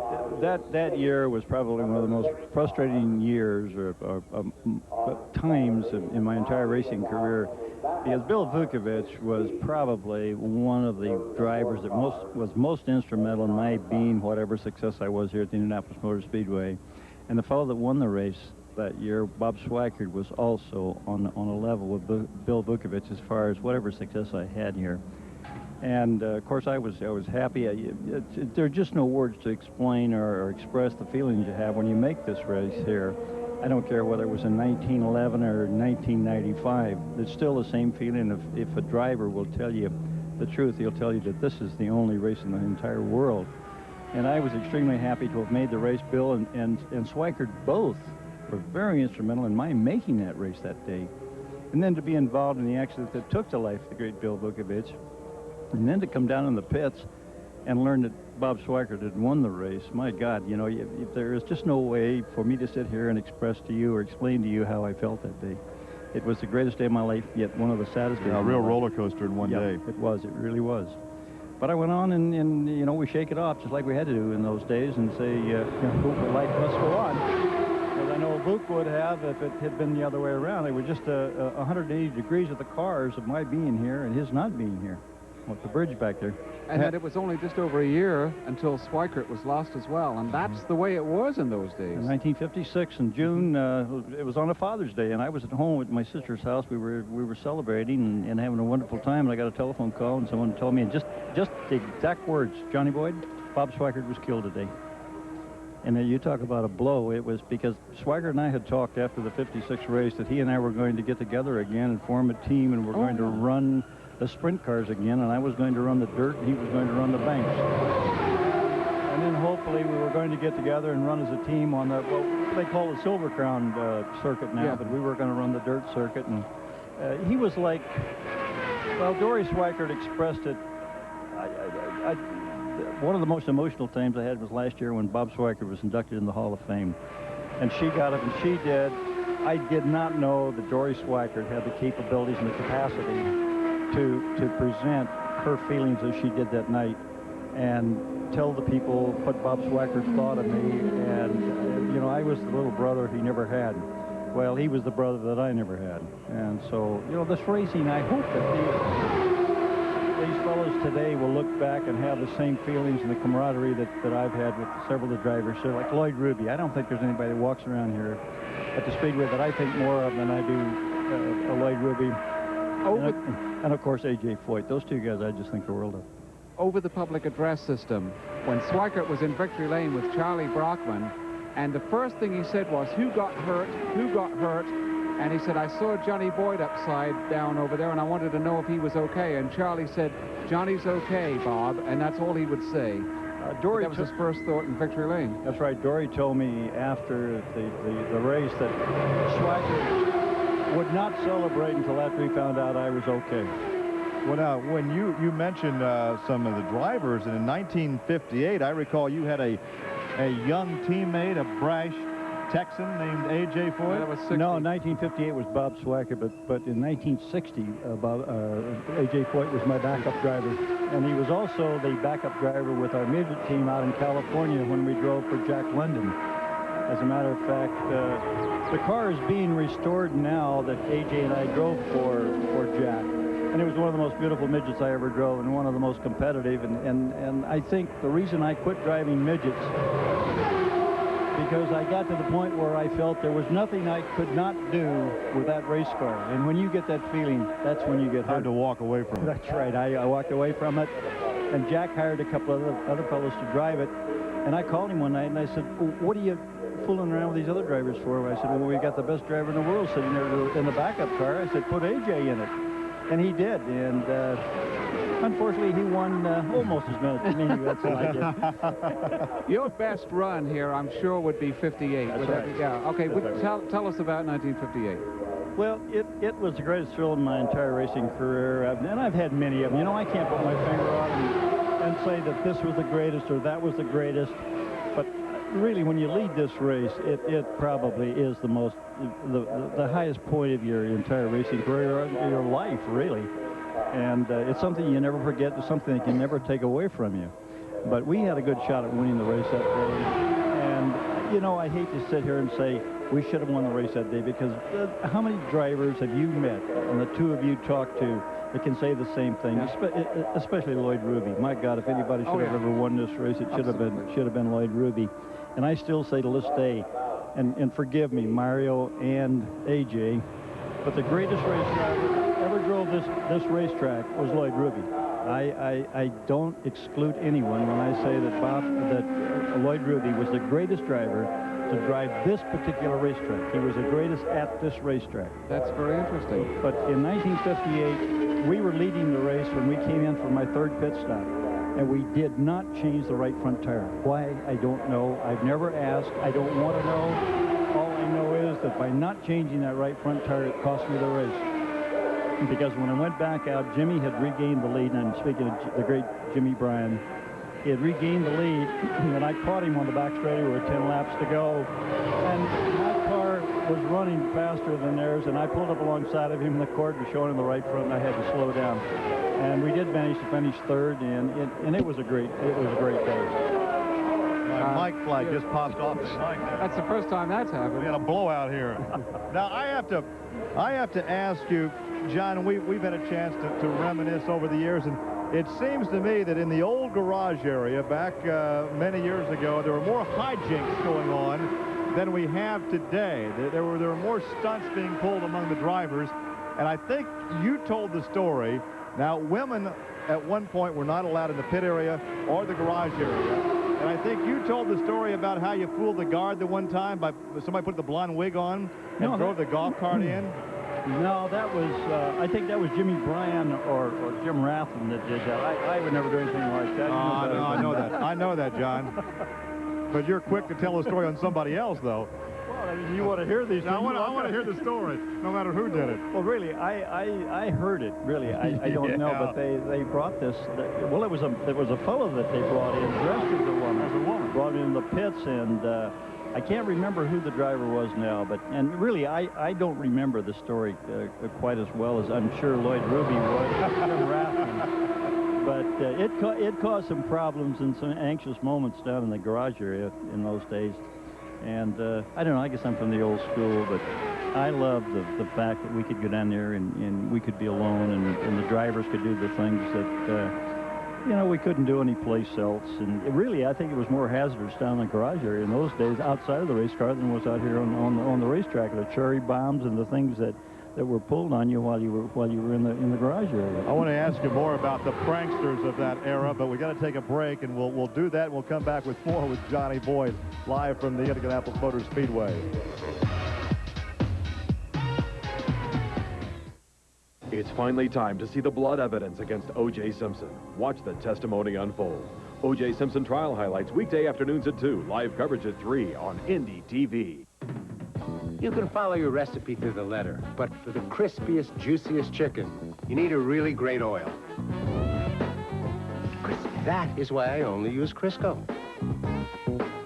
You can trust Crisco to get chicken crispy outside, juicy inside, every time. The taste is so light, never heavy, never oily. And you know Crisco is 100% pure vegetable oil. To be sure your chicken is crispy, make sure your oil is Crisco. One sugar-free gum has flavor that really goes the distance.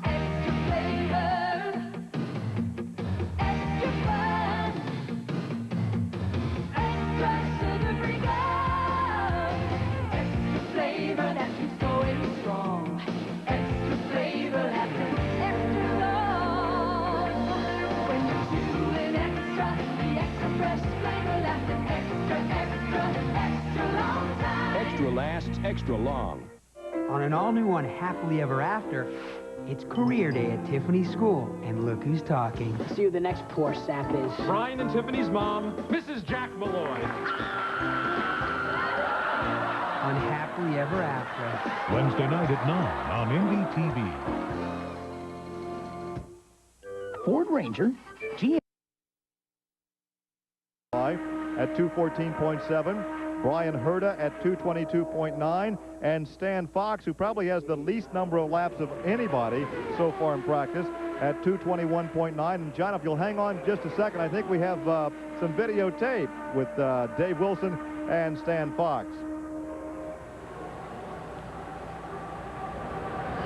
With very little fanfare and even fewer laps, this guy right here, Stan Fox, once again puts the Himmelgarn car in the program. Stanley, how is it that you come out here with probably less practice than anybody and get that car up to speed so quickly? Well, you know, we've got the same chief mechanic. Ronnie Dawes been with me for 5 years, been on the same team with Ron Himmelgarn. So we've worked together, and you know, the engineers that usually give us pretty good setups with the cars. We got a 94 or 95 Renard this year.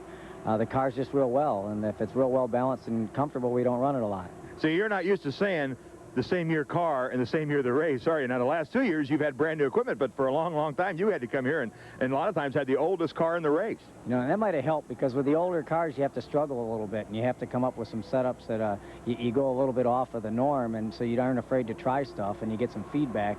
What we've done here is we have a setup that's comfortable with me, and we always put a similar setup on the car, you know, relative to what everybody else is running, and it seems to work for us. Could you bring us up to date on Davey Hamilton, your teammate? There you go. There, got that one-liner. You're my hero. Could you bring us up to date? We aren't doing anything. We're down at one-liner comedy club, by golly. Down at one-liners right here. It's a high-dollar sponsor down in the left arm. Could you bring us up to date on the progress of Davey Hamilton and his medical condition and the progress on his car? Well, I know his mental condition's real good, because Ron Himmelgarn did buy another car from Hayho that Jimmy Vassar ran in the race last year. They're putting the car together right now. Hopefully have it out here Tuesday or Wednesday, and I think Davey, he has a broken right ankle. They put some screws in it, but it's an adjustable cast where it's Velcro type cast. He can take it off, and he should be cleared to drive on Wednesday, so we look to get him in the race. The 94 cars, Renard's been handling real good and qualifying real good, so he should be, he'll be a contender. So now you start the preparations for the race, and exactly what are your plans today? We're just getting ready now to do our full load of fuel setups and our race day setups and all that, and if we're happy with the car today, we'll probably park it till carburation day. We'll change motors, put a different motor in, but other than that, we're pretty much ready to go. Very few laps with a big right foot. Watch for this guy on race day. Yes, sirree, right there he is, Stan Fox, my hero. Thank you, Stanley. You bet. Thanks, King. And we were back along the pit wall here with Johnny Boyd. And Johnny, we were talking during that commercial break and during that interview about track conditions back in the Roadster days. And obviously, you don't have a comparison to a rear-engine ground effects car because you didn't have the ground effects car when you ended your career after 12 straight starts here. But did you guys with the Roadsters wait for late in the day to go out and cut a quick one? The atmospheric conditions affected the engine, the sun affected the track, and how slick it got, much as it is today? Yes, it did. George Bignotti was probably one of the greatest mechanics, in my estimation, that ever ran here, and I was fortunate enough to drive for him. And George and I tried to set the automobile that I drove to fit and adapt it to all conditions of the racetrack. We'd go out, and we practiced most times, or most of the time, between the hours that we felt we wanted to qualify. When the track opened in the morning, we'd go out. We wouldn't go out there and run 20, 30, 40 laps. We'd go out, and we'd zap the car in, and I'd take maybe 3 laps to get it up to speed and then run 4 or 5 laps like I was qualifying, and then pull in, and we'd make some adjustments and go out into those same conditions and recorded every move that we made on the race car. And we didn't make several adjustments. We made one at a time so we know whether it affected the car or not, good or bad. And we tried to run our fastest laps between 11 o'clock when the race started and 2:30 in the afternoon, because that was when the race was. And we felt at 4 or 5 o'clock in the afternoon it was too late. It was all over. And we were not showboat. We were not a showboat operation. What we were trying to do was get down to the basics, get our qualifying speeds in. We knew we didn't let anything bother us. We went out and we checked the other cars. I observed the other drivers. I knew what they were capable of running consistently, lap after lap after lap. And if they were able to put 4 laps together, and that's what you had to do to qualify. So we knew how many cars were running at top speeds, what the top cars were running, and where we wanted to go. Then we practiced for the race. But the wind did affect us. In fact, I don't know how the winds affect them now, because there are more grandstands around here now than there were when we ran here. We'd come out of number 1 once in a while, and God, the car felt like it was going to jump clear down the infield, and I'd go into 3 once in a while, and I just couldn't keep it out of the infield. Next time around, I couldn't get it back down there because of the shift in the winds. And going across the short chute across 3 and 4, the open area down there would affect me. Coming out of 4, good Lord, it just bounced the cars around. But in those days, we had the advantage of being able to adapt and change our style of driving and make the car work. You can't do that now. I mean, these cars are so technical that if they're not working, the driver's at the mercy of the car. Really, you can't carry a car today like you could a Roadster years can't ago. drive it down the corner, jump on the brakes, and make the front end scoot out from under your turn right in the middle of the corner, stand on the throttle to keep the front end from sticking too tight, or to pop the rear end loose, and make adjustments with your driving style to get the car in the race. You just can't do that anymore. I don't care how good the race driver is. Here's a guy that was watching that windsock outside the track that we talked about last week. Oh, the Prestolite chimney. Yeah. Sure. I was going to bring up a point about how it changed in the early, it seems like the early to mid-'60s, where the only real rush to get qualified was on the last day, because now we have the draw, and we've got, like, maybe 50 or 60 people potentially lining up. You didn't have that until, it seems to me, maybe about 63, 64. Prior to that, a lot of people wouldn't be ready yet. That's right. The front teams would be ready, and so you could pretty much choose when you wanted to go, and you would practice knowing that would come up, because when time trials began, at 11 o'clock on Saturday, there might only be 6, 8, 10 people ready to go. That's right. That's right. And the thing was, in those days, there wasn't the difference between the teams as far as the practice and the preparation that they have before they get here. When we got here May 1st and the track opened, or April 30th, whenever the track opened, we were all starting from scratch. Yeah. Except the driver that had been hired by the tire company to do their testing. He had a definite advantage. Yeah. But the rest of us were more on an equal basis as far as the track was concerned, and we were all starting from 0. And you had more practice time before the first weekend of qualifying anyway back then. Oh, yeah. And I, a lot of guys talk about today, the drivers are not this and not that. Unless, I'm part Indian, and my feeling is, until you've walked in someone's, moccasins, don't talk about it. And I was happy with my era of racing. I know the fellows that I admired. I know the fellows that I looked up to prior to my coming here. I know the fellows that I looked up to that are now retired. Like the 2 drivers that are foremost in my mind as far as being all-time great race drivers, and I compare them with no one else because they're at a level of their own. That's Mario Andretti and A.J. Foyt. I mean, how can you compare anybody else in the world with these two drivers? I mean, anything you put those two in, they were potential winners. And not only were they winners, but my definition of a top race driver is not winning races, but being a champion along with being a winner, and those two certainly are. I remember, well, first of all, who were the ones that you did admire before you got into it? Well, up until A.J. Foyt came along with Bob Swaggart, I thought that he was the all-time great race driver, barring none, because he was so dedicated. Before you drove, though? Oh, before I drove? Yes. Well, it was a local guy by the name of Bryce Morris. He was my idol and probably the only idol I ever had. And God, ever since I was 9 years old, he was my idol. And he passed away here about 6 months ago. But and you know, the thing that makes me happy was I was able to tell him so. And I signed a picture to him to my idol, Bryce Morris. And they asked us several years ago who our idols were in the racing business, and I was the only one that said Bryce Morris, and he was a guy. If I can grab one more quickie, the time Bill Vukovich introduced you to Lee Wallard. Oh, that was outstanding. Bill Vukovich and I were real close friends, but I never, you know, I didn't idolize Vukovich, and I mean, we drank coffee together, and we were great friends, and he helped me a lot, as I mentioned earlier. But Vuk came to me at Bay Meadows, and they were racing up there, and he says, "Hey, Boyd," he said, "I want you to meet what I consider the greatest race driver that ever drove a race car." He said, "And if I owned a car at Speedway, or if I owned any kind of a race car, this would be the guy that I would have drive it." He said, "I want you to meet him." So he takes me by the hand, he walks me up to the pace car, and this fellow was sitting there, and he said, "Lee Wallard, this is Johnny Boyd, I want you to meet him." And turns around and walks off. And Lee stuck his hand out, and he said, "Pleasure to meet you, Johnny." He says, "I've heard a lot about you," and asked me questions. I didn't even know Lee Wallard knew that Johnny Boyd even existed, but the guy treated me just great. And Bill Vukovich thought that Lee Wallard was one of the greatest race drivers that ever drove. I wish that you didn't have your sunglasses on when you told that, because when you first told me that story, your eyes were like this, and they were like saucers. Oh, yeah, you know, he introduced me, and then he just turns around and walked off. But Bill Sr. was very abrupt, you know. Yeah. Well, you know, I tell you what, you talk about a driver being a champion. I think you have long been a champion, and you act in that manner. You carry yourself in that manner now, representing GTE. And we appreciate you coming by and spending some time to reminisce with us. Well, Gary, you know, it's always a pleasure for me to be with you gentlemen, and I hope that I'm able to give something back to racing, because it certainly gave me everything that I've got, and I will always, always eternally be grateful to racing and the people that I consider that are champions and give something to racing like the two of you do. And it's always a pleasure. Appreciate you saying that. And of course, the safety, the champion safety Johnny Boyd. team. Wow. Obviously, we're going to talk about that after that break, but we thank you for stopping by, Johnny Boyd. Okay. And I'll see if I can get my buddy Lloyd Ruby to come on. Yeah, get old Rube over here. But why don't you plan on taking the entire time from 3 hours? 11 o'clock to 2, and we might get a few words Okay. from him. Johnny Boyd, Thanks for being here. We'll take a break and come back with more live from the Indianapolis Motor Speedway.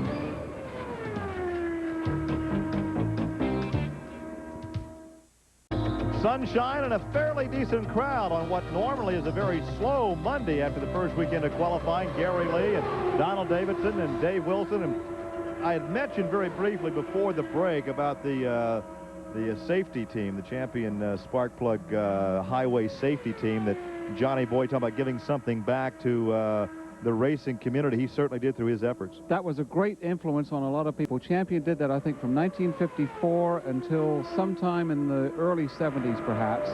And at one time, I think they had like 8 race drivers that they would send around to the high schools. And Roger Ward did it, Johnny Parsons Sr., and Dwayne Carter, and Freddie Agabasian.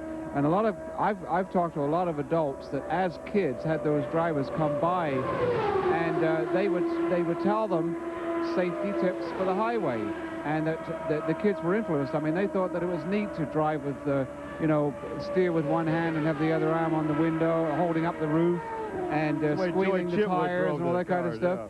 And if Roger Ward or Freddie Agabasian or Dwayne Carter or Johnny Boyd told you that wasn't cool, and you're 15 or 16 years old, it would stick with you. And I've had a lot of adults remember those days very fondly. Well, I think Johnny certainly has made a contribution as a driver, and after his driving career ended, he made a contribution back to society. Well, we're going to talk to one of the promising rookies here, Franck Freon, and we were talking, I think it was the very first part of the last week, of practice. And you talked about in growing up in Europe, you thought more about the Indy 500 growing up than you did Formula One. I thought that was interesting. Yeah, you know, in Europe, I mean, Indy 500 is very well known, and that's really the legend. So it's, you know, I think many drivers dream about Indy 500. So it's like a dream come true, you know, and it's that's great to be here. You came up through the ARS, which then became the Indy Lights series, which really was to be the springboard for young, promising Indy drivers. Do you find that the experience in Indy Lights made for an easier transition to the IndyCar? Yeah, definitely. I mean, the Firestone Indy Lights, I mean, I started in 91, you know, when Indy Lights switched from Goodyear to Firestone, and it's a very nice series because you have the chance to discover the tracks, and it was very important for me because, you know, I first came in your country in 91, so I had to discover the tracks, and on the top of that, you can feel the atmosphere because every Indy Lights race is part of an IndyCar event, so that's nice to discover the most part of the IndyCar tracks. That's very important, I guess. So I think it's very good, yeah.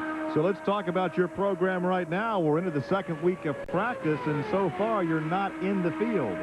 No, I mean, you know, I keep learning the track. It's a very special track. It's pretty quick, and you know, during the Rocky orientation program, they say, you know, here it's high-speed racing.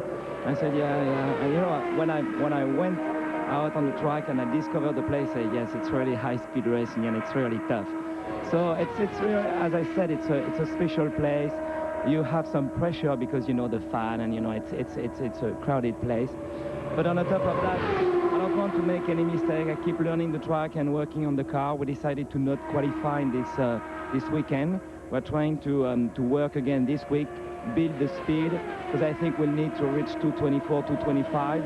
You know that we have a 92 Maynard Buick car, so I mean it's not the up-to-date equipment, so we really have to work on that. I don't have a lot of experience because it's my first year here, so I'll take it easy and trying to be ready for the second weekend. We have only one car, so we will have 3 runs, you know, to try to make the show. So we didn't want to waste any of them yesterday. Now, have you ever seen a track that can change as much and as quickly as this track can because of weather? No, I've never seen that. And on the top of that, I mean, the weather, I mean, keeps changing all the time. It's kind of it's a different place, definitely. And so what, I have a list here. What has been your quick time so far last week in practice? 2:19. So we started beginning of the week in 2:10, you know, and every day we increased the speed by 1, 2, sometimes 3 miles. But we still have to gain 5 or I'd say 4 or 5 miles, you know, to be in good shape, to have a chance to make the show, which is the goal for autosport. We certainly hope that the weatherman cooperates with you. We'd like to see you in the big race, and we thank you for dropping by to visit with us. Can I ask a question? Yes.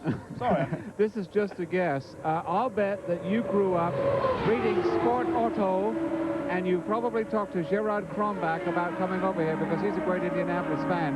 Did you, in fact, talk to him about tips on what it was like here? No, I mean, we talked together. I mean, he's been around for a while, and yeah, Gerard Kronbach is a very nice guy, and he knows auto racing. I guess he's one of the best in France, and he was really happy to see me going to Indy. You know, he didn't give me any tips about the car and the track, but I mean, he knows that, and he's very happy. But many people are in France, you know, because it's kind of magic, you know, to show up here. That's great. I remember growing up in England that the coverage by the continental magazines was always very good. The Italians and the French did it actually better than the British in the 50s and 60s, before the Europeans were coming over. Well, once again, we wish you well. We thank you for dropping by to see us, and we want to see that car in the race. Thank you very much. I'll do my best. Promising Thanks. rookie, and we'll take this break and come back and visit with Buddy Lazier.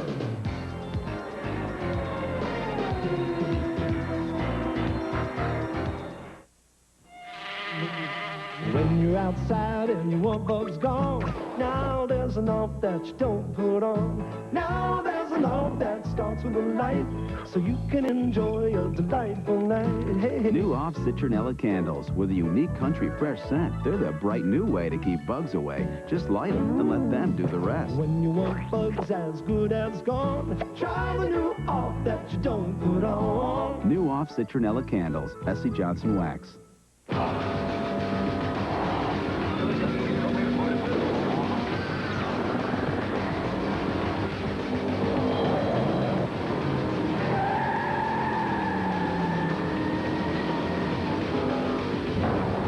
Car in NASCAR Winston Cup history is back.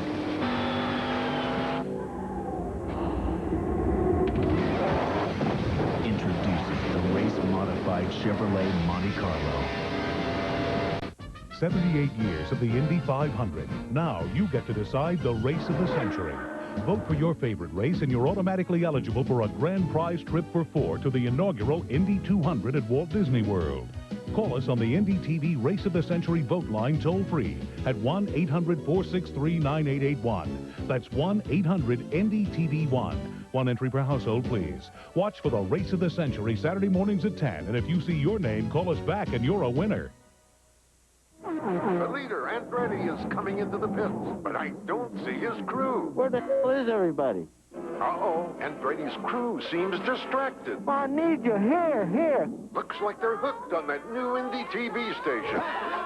Che cretini sono questi ragazzi, mamma mia. Man, I love those Indy TV programs, sitcoms, movies, Indy sports. Indy TV is good TV. That TV station. Maybe too good. Problem. The trees and shrubs you got someplace else don't seem to be flourishing. Solution? Go to Lowe's Home Improvement Warehouse. Lowe's garden experts give you the heartiest goods from the best growers every day. Plus, nobody beats our prices, guaranteed. And our trees and shrubs will grow like gangbusters, or you'll get your money back. So, where can you get great plants and trees that'll definitely grow on you? Lowe's, because Lowe's knows lawns and gardens. We're back live at the Indianapolis Motor Speedway. The green remains out. We've had some cars already qualified on the track already, working on race day setups. Some drivers yet to qualify, looking for some additional tweaks for some speed. Let me give you a number right here, Donald. And I know to one young lad, this number sounds pretty good. 226.017. And I'm speaking. Go ahead. Well, I was going to say, when you said earlier that Stan Fox had qualified with fewer practice laps than any other driver, I think there's one that did it with fewer than that. Right. And he is seated on my right. Buddy Lazier, congratulations. Hey, what a great ride for you. First weekend, you get that car in the show, and it's the Menard Power Lola, your teammates, the guy starting up there in the front row. Yeah, it's exciting. It's you know, it's a great team and a great race car, and I look forward to doing some practicing this week. It's true. We went back to the telemetry and found that we only had 20 laps on the new race car before we qualified. So, you know, it'd be nice to see through a process of a series of steps, you know, what the car is really able to do. It's obvious that it's able to go very quickly, so it's exciting. Well, you actually last week worked out in what, the 93 chassis, and then jumped the 95 to qualify. Exactly, and even on the 93s, we just ran 10 laps on each car to get the final sticker. So we really never had those up to speed and did any significant running. And how did this come about, this marriage between you and the Menard team? Well, you know, it's just through a sort of a series of conversations. I wound up testing with them last November, and it was a pretty successful test. And one thing led to another, and we had planned to be the third car this week. In fact, I think you joined us on Tuesday or Wednesday, and you couldn't say anything except you were wearing a Menard shirt. And you were sort of very concerned about what you should say or shouldn't say in case you spoil a deal that might be in the offing. Well, it's true. I mean, they have a lot of agendas, and I didn't want to make sure that we didn't affect anything that they were working on. But it's great. It's a great team. You know, yesterday, during the run, we had some problems with the engine, and our straightaway speeds were down. We had, you know, 233 to 230 straightaway speeds, and just running it flat out. And the team did such a fantastic job with Larry Curry and Tim Warthrope, and then Sonny Meyer, the engine builder. They sort of worked on it a little bit just to get the absolute most out of it. And it was exciting, and it's nice to get it down this weekend. Yeah, it's a luxury because here it is, the start of the second weekend of practice, and hey, he's qualified. I don't think he's ever had that happen before. Or in '91, you were up Were you a first weekend qualifier in 91? Yeah, 91. We qualified late on the day on Sunday. Very similar. But this is the first time ever in my racing career where I've actually started a race in a new race car with some sort of percentage chance to win. I mean, it is a competitive race car, and things could go our way. Well, right now the starting position would be outside row 8. And obviously that means that there's a lot of traffic in front of you and a lot of dirty air. We keep talking about dirty air, and those of us that have never driven an Indy car really can't appreciate how disturbed that air can be at the start of the race with all those cars right in front of you. Absolutely. Fortunately, it's 500 miles, and the first 10 or 15 miles we'll take easy and let everything sort out and then go from there. But yeah, the dirty air, these cars are creating tremendous numbers on the downforce at 230 miles an hour, and it's just like an airplane. You need to have air flowing underneath the car for the tunnels and over the wings. And when you have a big void because so many cars have gone by, you don't have that air and that downforce. That makes it real tricky at the start of the race. When you mentioned that you were only getting 233 on the straightaways, 234, so were you in fact flat out all the way around? Well, I'm not exactly certain what our straightaway speeds were, so I wouldn't want to speak out of turn. I know that Sonny has done a great job building the engines, and I mean, we're super excited about our chances. But yes, our straightaway speeds, we were definitely flat out. I was as flat as I could be. And, I had some good coaching from everybody in the team, including Ari Lyondike and Scotty Brayton, about letting the car run as free as it could run, and everything really paid off. And really, that was as quick as I could get that car to go, given the amount of laps we had and all the different elements that were involved. The nickname Buddy, does that go right back to your childhood? Well, yes, it does. It's actually, my middle name is Bud. It's Robert Bud Lazier, and Bud, I've been known as Buddy for a long time. Where's your dad? Normally we see your dad with you. He can't be far away. I think he's over. We've recently built a shop here in Indy, and I think he's over there working on that, trying to control his enthusiasm. Are you going to live here now then? Well, no, I make my home in Vail, Colorado, but we spend a lot of time here, and it's nice to have the flexibility. And the entire team, we saw the video from your racing, or the garage back there with the gone fishing, no fast time today. So the entire team is getting a well-deserved day off, because now it's a matter of getting the cars ready for the race. Yeah, working on the race setup, and the crew's very focused, and as what's apparent really with the speeds that they've turned with since they've been here, they've been committed. They've a tremendous amount of testing and just a tremendous amount of work all winter long just to prepare for this month, and it's paying off. They're a very committed group, and even though they're taking the day off, I'm sure their minds are at work on reflecting on what's occurred and what needs to occur to continue the success. What plans do you have for the rest of the racing season? Well, at this point, I have a few plans to run for other racing teams for selected events in the series, and just try to do everything that I can to advance the career in general. Well, we were very happy to see you get that third Menard car and get it in the show, and you can now relax just a bit and work on the race day setup. Well, thank you. Yeah, it's exciting. Thanks for dropping by. Buddy Lazier has been our guest out here in the pit lane, and we're going to take a break and come back with more live from the Indianapolis Motor Speedway.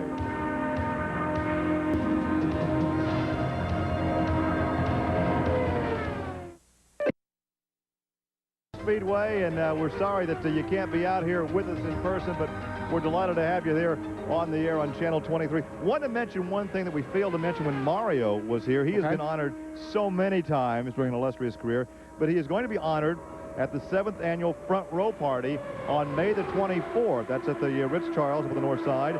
And in addition to Mario being honored, we are also having an auction that night. We talk about racers taking care of their own, with all the proceeds from the auction going to Jan Opperman and Mrs. Mel Kenyon. And in fact, Dave the King does the auctioneering. A lot of people, there's several different sides to Dave that you see.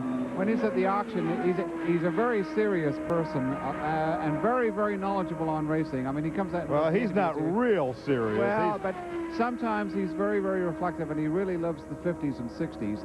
And he does a lot of that auction type of stuff. He does a lot of charitable work that people probably don't know about. Yeah, I think last year we raised about $14,000 that was split between Jan and Marie Ann Kenyon, Mrs. Mel Kenyon, and we hope that on that particular evening after we honor Mario, we can get the auction going and raise even more money that night. There's another thing that we didn't mention about Mario, and I can't even remember the college now, but he's getting an honorary doctorate, I think, is it?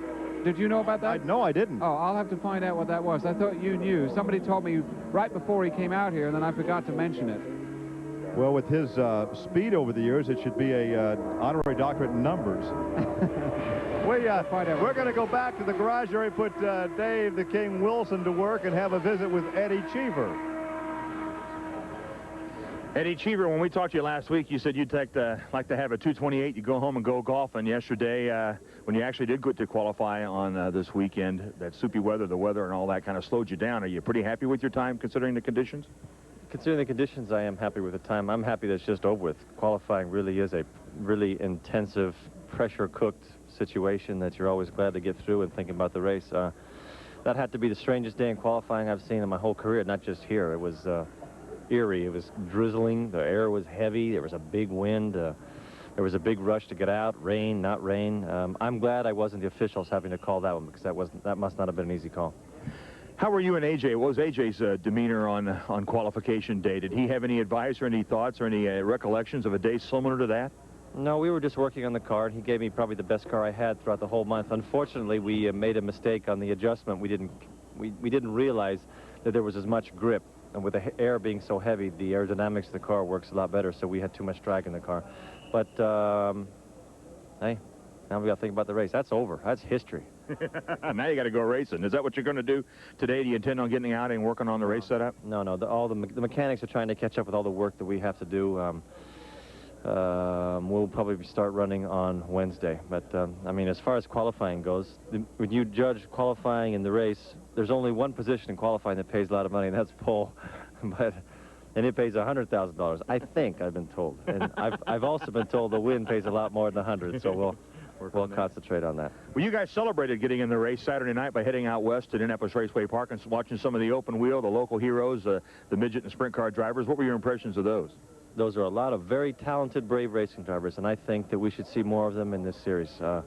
There was a lot of excitement there. It was nice. It was fun for me to go back. It really isn't my roots, but it reminded me a lot of when I started racing, how all the dads and the sons and all the friends went out there and raced, and that's what racing is all about. When you're in those categories, you think it's impossible to drive an Indy car. I thought it was impossible to drive a Formula One car, but those guys got to keep their dreams alive, and I think with this new series the new IRL series, I see a lot of room from them, and all they got to do is keep on winning. If you keep on winning, sooner or later somebody's going to come along and say, why don't you come and do something else? Well, there's going to be a lot of people rooting for that black number 14 car with A.J. Foyt and his driver, Eddie Cheever. Eddie, good luck on race day. Thank you.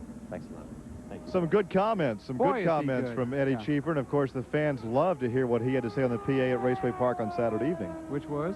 Well, basically the same thing, that he really appreciated what these guys were doing in the midgets and the sprints, and to keep their focus, keep their dreams alive, and keep working and winning and working their way up. I think he was real impressed with the competition. When you're doing that, or at least when you were starting that, I know you used to get a lot of comments from people that they would call or you know, just let you know, they telephone to let you know that they were watching. I remember True Sports when Bobby Rahal was still driving for them, and probably a lot of shops and people from walks of life in motorsport that you probably wouldn't expect would watch those Thursday Night Thunder, Saturday Night Thunder, and so on. Who were some of the other people that you heard from that surprised you? Well, I was at a NHRA function at Raceway Park just before the Nationals, and I was at a table, and I noticed this man walk to my left, and I just paid no attention to who it was, and I felt a tap on my shoulder, and he said, hey, he said, is your season over already? He said, I miss it. And I turned around, and it was Don the Snake Prudhomme. Oh, yeah. And Don was always one that would go back to his hotel or wherever he happened to be staying the night before a big drag race and watch the midgets and sprints. And Buddy Baker said the same thing. Buddy was never one to talk a lot, although he has been doing television recently. And Buddy yelled at a fellow broadcaster in a pit area at a stock car. He said, hey, he said, you know, that Rich Vogler's my hero. And so I think that the television has acquainted a lot of folks with midget and sprint car competition. I got a story along those lines. This is about 2 or 3 years ago, maybe 2 years ago. And John Cooper told me this story. And he said, Kyle Petty's got a kid who's probably, I don't know, 5, 6, 7 years old, perhaps, something like that. As older than that. Anyway, he said that they went to a Winston Cup race somewhere, and the kid comes running through the garage area or where he was, and he says, "Dad, Dad, Dad, guess what? Stan Fox is here." And he was surrounded with all the, you know, Rusty Wallace and Ken Schrader and Darrell Waltrip, and he was so excited because Stan Fox was there. I think if you like competition, you would really enjoy seeing the midgets and sprint cars in person, be it Raceway Park, be it Winchester, the Silver Crown cars a week from Friday at the Indiana State Fairgrounds in a race that AJ promotes. It's wonderful competition, and we certainly hope that these guys will have a chance in the future to be here. We have some speeds from guys that are working up to speed, guys that are working on race day setups, and we'll take this break and come back with those speeds live from the Indianapolis Motor Speedway.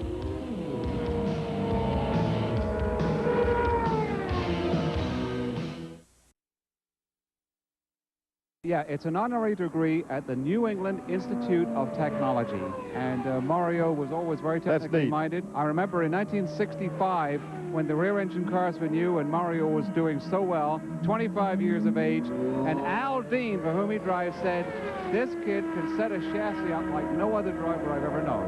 Now name another winner who got an honorary degree, honorary doctorate degree. A.J. Foyt at Rose Holman, about 3 years ago. 3 years ago. All right, quickly, some speeds here. Michael Andretti working on race day setup at 225.5. Christian Fittipaldi yet to qualify. He's at 220.0. Stan Fox, we had a chance to visit with Stan just moments ago at 221.9. Brian Herta at 222.9. Robbie Gordon has been out at 223.1. Jack Villeneuve at 221.6. Jimmy Vasser at 223.1. Eric Bachelard, the highest today in the speed rank at 225.6. And Scott Pruitt, obviously just warming up at 81 miles an hour. But it's curious, Donald, that we only have a couple of drivers on the track that have yet to get in the show. Bachelard and Fittipaldi. Eric Bachelard went right off the bat, and that 225 was in just maybe 4 or 5 laps. I mean, by 5 after 11, he had that speed. And Christian Fittipaldi didn't come out until not too long ago. And Jim Crawford will be going out, so the third driver yet to qualify. And I think we have now a chance to visit with Davy Jones with Dave the King Wilson. With us now is Davy Jones, and Dave, you got your hands full here this week of getting your machine up to speed. Could you let us in on some of the problems you folks have been having here on getting your car up to a qualifying speed? Well, we've had so many problems. It's kind of comical now, you know. It's beyond the point of being frustrated. But you know, you always think coming to the Speedway that, you know, you're going to have a brand new car, you're with a good team, and boy, this is it. You know, it's a super opportunity. You're going to be in the first weekend, concentrate on the race, and so on. And you know, it's the magical thing about the Speedway is you know, it just things change, you know, in the course of a few days and so on. So, you know, we've had a lot of problems, particularly with the boost. It's a new car, and whether it's the wastegate systems or lines or something, but we've kind of been fighting it all week. And plus, they've kind of had me jumping between the T car and the primary car. Then I was in the yellow subway car and so on. So, you know, mentally that can play a lot on you as well. So, you know, we wanted to try and get everything behind us this weekend so I can go down and do the Winston Open this weekend down in Charlotte, and then of course the Coca-Cola 600 the following weekend. But you know, as we decided, we're just gonna, you know, concentrate this weekend on trying to get the primary you know, back up to speed, and I mean, I haven't had the thing over, you know, 220. That's the quickest it's been. We've had that many problems with it where, you know, my teammates, they've been 229 and so on. So we're just going to concentrate on that. We'll qualify, you know, this next weekend. You know, certainly we were thinking about the front row, but now they have, what, 21 qualifiers. So you know, I've started from the back before. Yeah, well, that's true. You have. There's good racing from back there. Now, do you take any solace at all in the fact that you're one of your strange bedfellows and not being in the show or the Penske cars?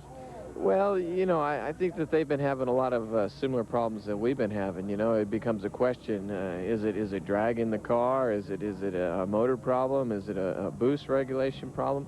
You know, there's just a lot of questions being answered. So, you know, they're professional, and I'm sure that they're going to get it sorted out this week. And you know, there's 9 spots left in the field, and you know, there's more than 9 cars here that's capable of going well fast enough to bump some out. So, well, one of the most versatile drivers here at the Speedway, Davy Jones, hopes to get his Bryant Jonathan Bird's car into the field so he can not only do that, but then run on down and run the Charlotte, the 600 down there.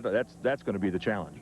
It really is. You know, we did the Talladega 500 a few weeks ago, and that's a 2.5-mile oval, and I was pretty tired after that. So I've been trying to train real hard to do the Indy 500 and then go on down and do the 600. Boy, 600-mile race. That's crazy. You may have to run down to Jonathan Bird's, let him feed you, and put a little energy in there. Yeah, well, you know, I've been doing that. It's kind of tough to keep up with him, though. Well, we wish you the best of luck, Davey. Thank you. Appreciate it. We're live at the Indianapolis Motor Speedway. Donald Davidson along with Gary Lee. And Davy Jones has come from the back before in 1989. He qualified and got bumped. Had to qualify a backup car on the last day. Started in the last row and finished 7th. So he's been there before. I'm not sure where he's getting his numbers. He said 21 guys had qualified. That left 9 vacancies. Oh, I missed that. Yeah, 25 have qualified, which leaves 8. Yeah. And, of course, then the bumping process would begin. Now, we can tell you, we were laughing about Scott Pruitt's lap at 81 miles an hour. He's up to 217 right now. So we're going to take a break. We're going to look at some more numbers, or want to take a break? All right, we'll do that. We'll take a break and come back with more live from the Indianapolis Motor Speedway.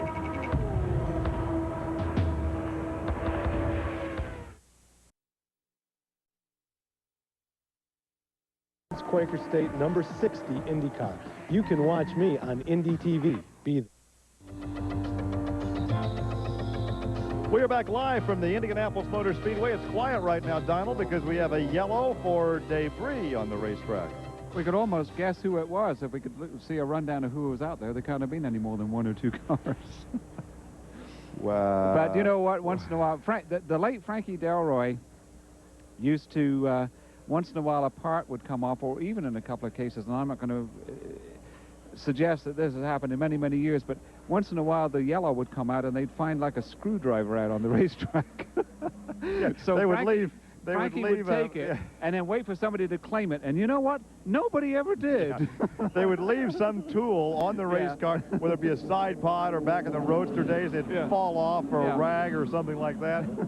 I think we have a chance now to visit with a young rookie that will be starting in the middle of row 6. Here's Dave.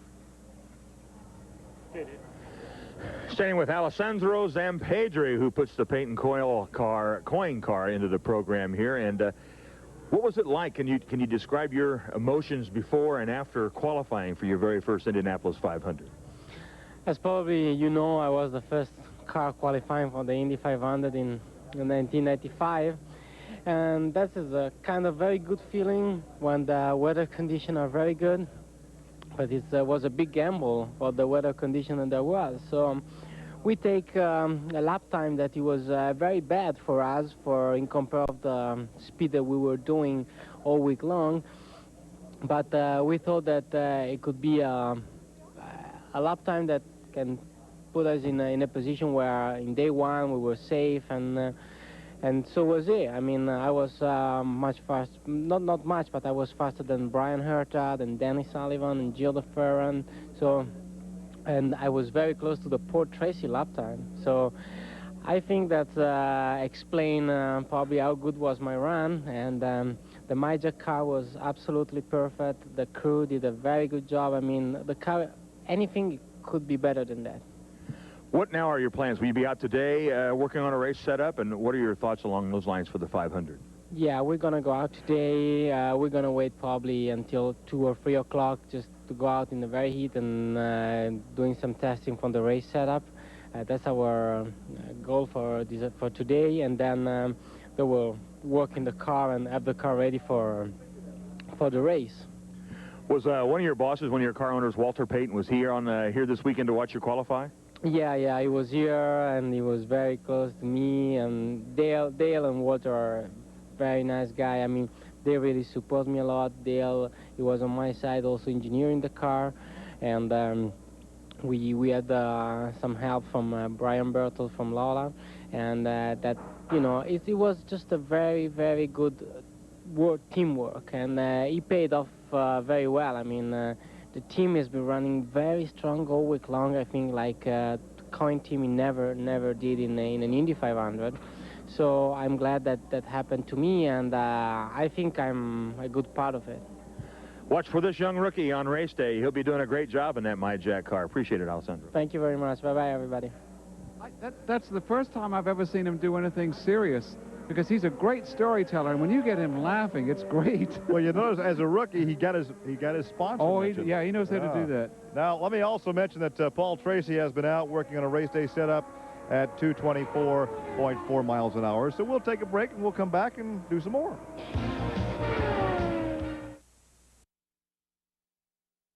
First one that I remember, and he was very slick with it, was Tom Sneaver used to do that. And he would throw it in such a way that you weren't even quite sure that it was there. It was done so subtly.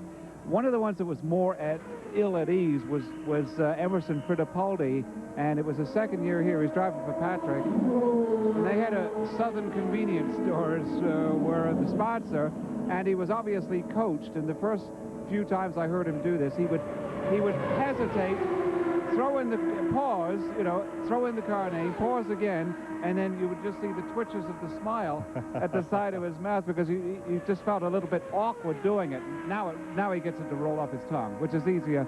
He has an easier time doing it than I have of telling this story. Well, now, once again, on a Monday after the first weekend of qualifying, it becomes a rather quiet day, because very few drivers are on the track by comparison to last week. Many drivers that qualified over the weekend are out working on race day setups, full fuel loads, see what the car feels like with 40 gallons of alcohol. So let us run down now quickly before we visit with Scott Pruitt. Let's quickly run down the speeds that we have. Robbie Gordon out at 223.1. Jack Villeneuve at 223.1. Eric Bachelard, now that's a driver who is yet to qualify, at 225.6. That's a good ride so far in this heat right now. That's by far the fastest he's run this month. Michael Andretti at 225.5. Jimmy Vasser at 225.4. Paul Tracy at 224.4. Brian Herta at 222.9. Christian Fittipaldi, who is yet to qualify, at 222.8. Stan Fox at 221.9. And Scott Pruitt at 221.7. So after turning that lap at 221.7, the King caught up with Scott Pruitt. Standing here with Scott Pruitt. And Scott, first of all, I know you qualified, and we'll talk about that this weekend, but how much self-satisfaction are you getting from seeing the number of Firestone tires that have made the show already in this year's Indy 500, and actually sitting on the outside of the front row? That's got to make you feel good. Oh, it does. The ironic thing is Goodyear on Firestones, right? But no, I think it says, the job that they've done and the job that we did for them testing over, over the last year. They've come a long way in a short period of time, and I'm really, really makes me feel good that we've come back, and we've come back as strong as we have. And, here we are leading a championship, as well as, Scott Goodyear and Honda, which is a big story as well, on the front row. Now, you're on the program, and obviously everybody had trouble with the weather over the weekend. And could you give us a quick synopsis of your struggles this weekend against the weather? Well, it's one of those difficult situations. Here we were going out on Saturday. It was nice and cool and cold and more downforce than you could ever dream of. And then going out on Sunday, and it's hot and windy and nasty. So, we struggled with it. We made the most out of it. I think, under the conditions, 227.5 for us was, I think, great.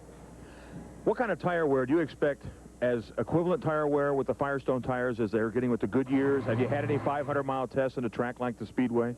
Yeah, we've done a lot of long distance. I mean, we spent a lot of time doing a lot of long runs. And I think that really shows that Firestone seems to come through to be a little bit better than the Goodyear, but we'll find out here in 2 weeks. Well, watch for them on race day, guys. They're the flagship team of the Firestone tires. We wish them luck. Thank you, Scotty. Thank you. With 12 cars on the track so far today, we have a running yellow right now for a tow-in on Stan Fox.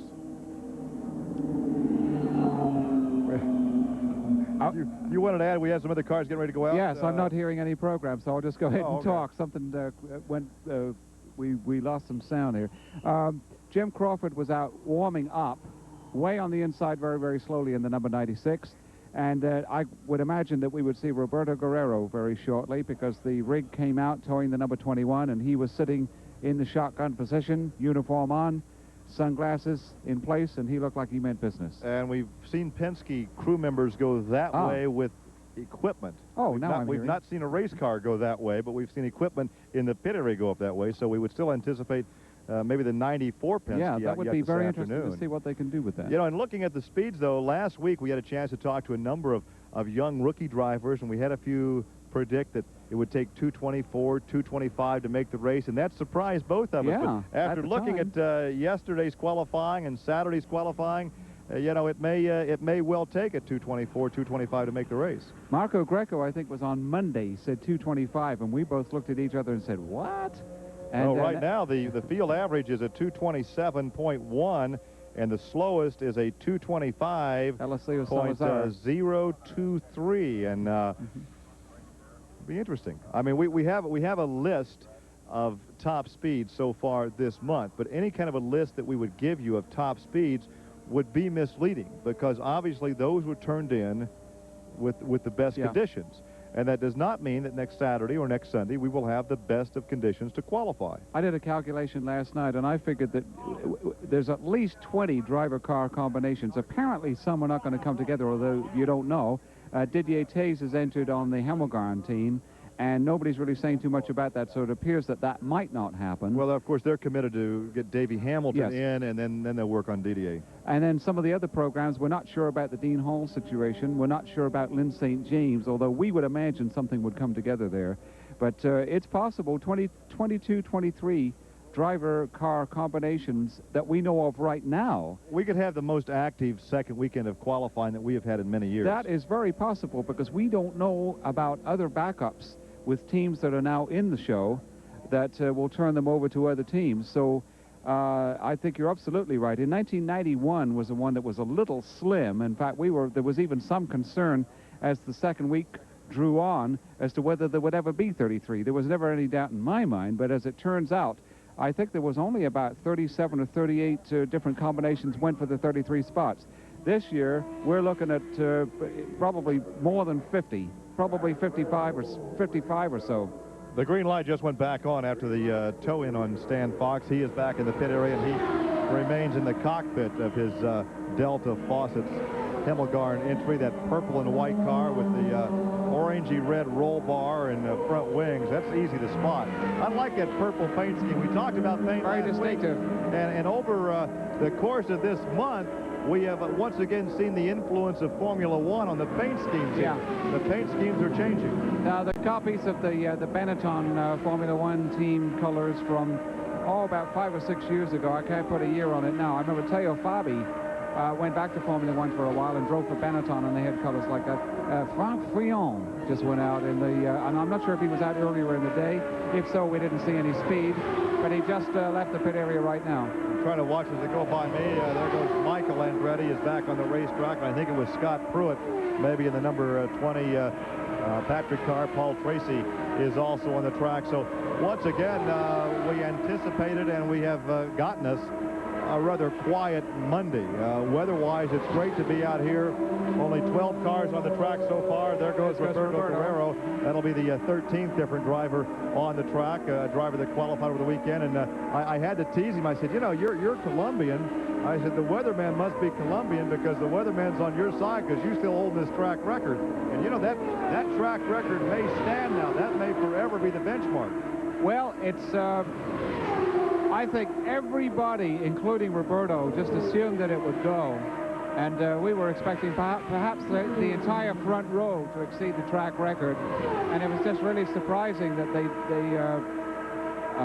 know, most people didn't get anywhere close to it. And I'm not sure the separation was. I think it was like a mile and a half, perhaps, was how much was the difference between Guerrero's record and what Scott Brayton got for his qualifying record. But you've been around here for 30 years. Wait a minute.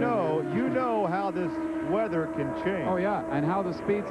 Yeah, that's why we keep coming back, because all those guessing games about what it's going to take to make the race, it doesn't necessarily go up every year. Sometimes it's slower than it was the year before. And I think you heard Eddie Cheever say earlier that they dialed a little more downforce in the car than they really needed for the qualifying run, and it slowed him down a little bit. So truly, no matter what they do in practice, when that weather changes, the track conditions change, it goes back to a guessing game on setting that car up. Ari said exactly the same thing. He realized that they had too much downforce when he was on his run. And we talked last week about Tom Sneva when you said he was going for the, he broke the 210 barrier. Oh, yeah. And he set the car up in a certain way to push early on. The first couple of laps, the car was pushing until the tires heated up. The stagger changed, the car handled, and he set the record. By the time he was on his, he broke the record. In fact, Tom Sneva is one of the very few people who's actually set 5 track records on one qualifying run.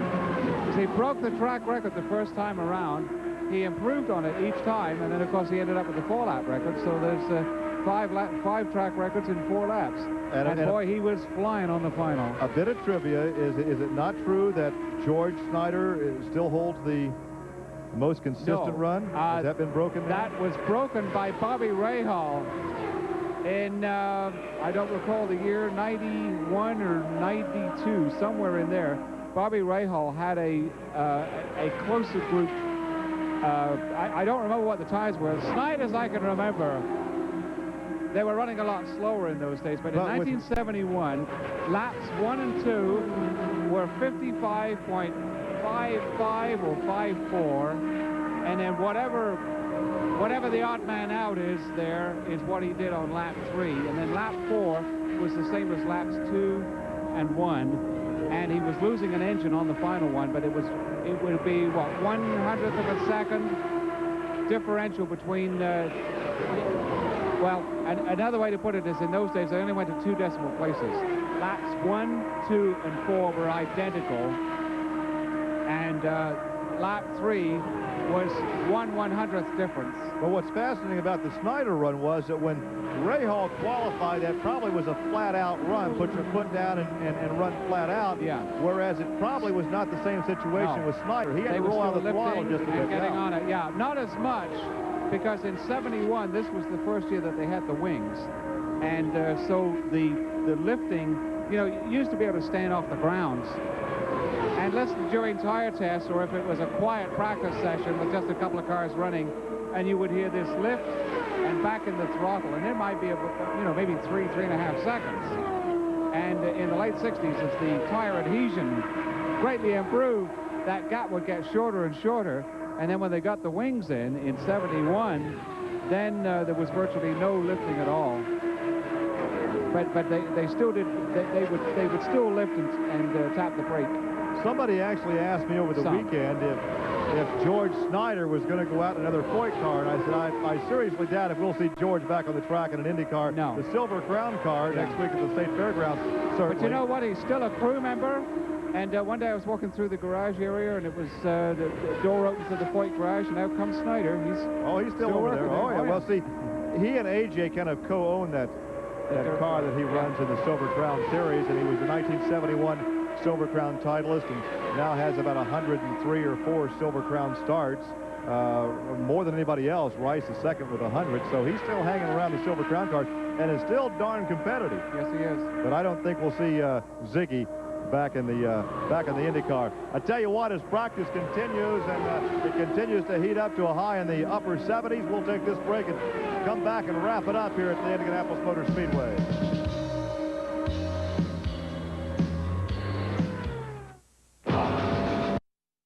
Chevrolet. And by Marsh Supermarket. Marsh, gonna make you smile.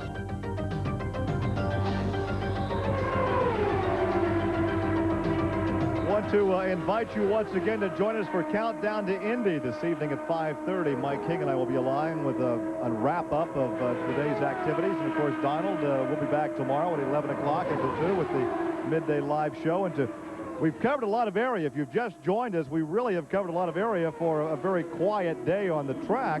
And to recapitulate just a bit, the big question is what exactly will happen yet today or tomorrow with the Penske organization, and which car are they going to go with? Well, apparently they're going to start with the only 1994 chassis that they still had available to them, which they were using as a show car. The other 2 are being sold. I think Tony Bettenhausen has those. So yeah, we're not sure if that's the car that Al won with last year, but it will be a 94 that we may see them out today. But they also have a Renard back there in the garage. As Dave Wilson suggested, they have found that the Renard runs better in the hot weather. And they were noting that when it got hot yesterday afternoon, everybody was slowing down. The Renards didn't slow down as much. So they're taking a very close look at that.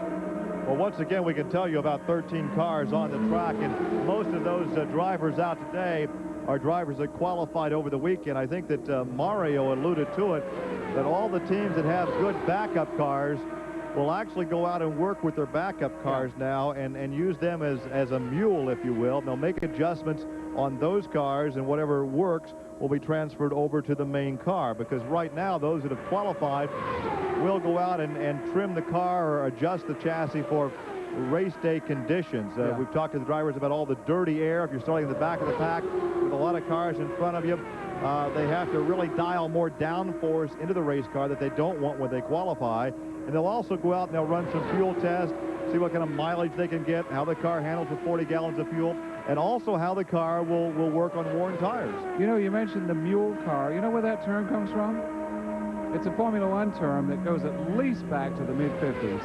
And what they would do was the teams, if they were running 2, 3, 4 cars, and in those days, you know, now it's either one or a maximum of 2 cars for a team, they would take at least one spare, which they called the training car or the mule.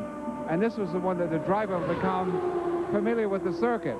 Because if you went to the Nürburgring, 176 turns, or some of the other tracks that are no longer in use that were long and very, very complicated, they wanted the driver to become familiar with it, put in a lot of laps, but not in the cars that they were going to run. So they would have like an older model car or one that was maybe down on power a little bit, and that was the one that would be used for maybe all of the team drivers. There might be 3, 4 different guys in that during a practice session, and that's where it got the term the mule, because it did all the work. Well, so very much the very same situation today. Not as many drivers in the car, but it's a car that they'll do all the work with and save the primary car, because we've seen situations before in the second week of practice or even on carb day where a car has been virtually destroyed and they have to go back and rebuild the car. Now remember, the race car is basically the tub. The tub qualifies. They can hang new wheels, new suspension parts, new side pods, new radiators. It's the tub. As long as that tub is still available, that's what they actually consider the race car. You remember back in 1988, which was probably Penske's most dominant year, when he had the entire front row. They had another car that was a backup that even had separate sponsorship on it. It had Detroit Diesel Allison. And after all 3 cars had qualified on the first day and occupied the entire front row, each driver spent a day working with that 4th car, just learning fuel setup. So Danny Sullivan had it for a day, Al Unser had it for a day, and Rick Mears had it for a day. So once again, our situation today, very much as it is any Monday after the first weekend of qualifying. It's a day of working on race day setups. Let's take a look at those that have yet to qualify. Eric Bachelard is the fastest at 225.6. That was turned right after the track opened. Yeah, and Christian Fittipaldi now at 224.4. And I believe those are the only 2 on the track that have not qualified. We saw... Within the top 10. There goes Jim Crawford. Crawford is leaving the pit area. This is within the 10 fastest. There are only 2. Yeah, and as far as the fastest of those that have qualified, Michael Andretti at 225.7, Jimmy Vasser 225.4, Paul Tracy 224.4, Scott Pruitt at 224.1, Villeneuve 223.1, Gordon 223.1, Hurd at 222.9, and Stan Fox at 221.9. So once again, we invite you to join us for the countdown to Indy. Mike King and I will be along at 5:30 this evening with a wrap-up of the day's activities, maybe update you on what Penske has done today or plans to do tomorrow. And be sure to join us for all the activity tomorrow on Midday Live from 11 until 2. So we can tell you that today's a great day to come on out and join us, because sunny skies, the temperature in the upper 70s. It's a great day to be out here and see all the activity. So for Donald Davidson and Dave the King Wilson, I'm Gary Lee. Thanks for joining us on this Monday. We'll wrap it up, and I hope you join us again tomorrow. So from the Indianapolis Motor Speedway, thanks for joining us, and so long.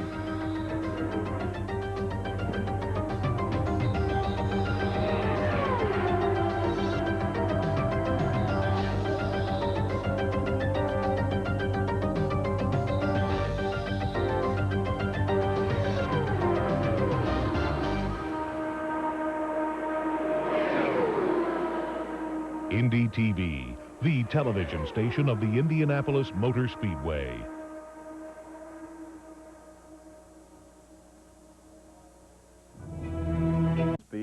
95s, the 94 Penske. They've not been out in the 94 Renard. They were to go out today in that. This will not help them. The forecast is for rain today and tomorrow. In fact, let's take a look at that weather forecast for today. If you've looked outside, it's raining right now. We've had some sharp lightning to the south of us.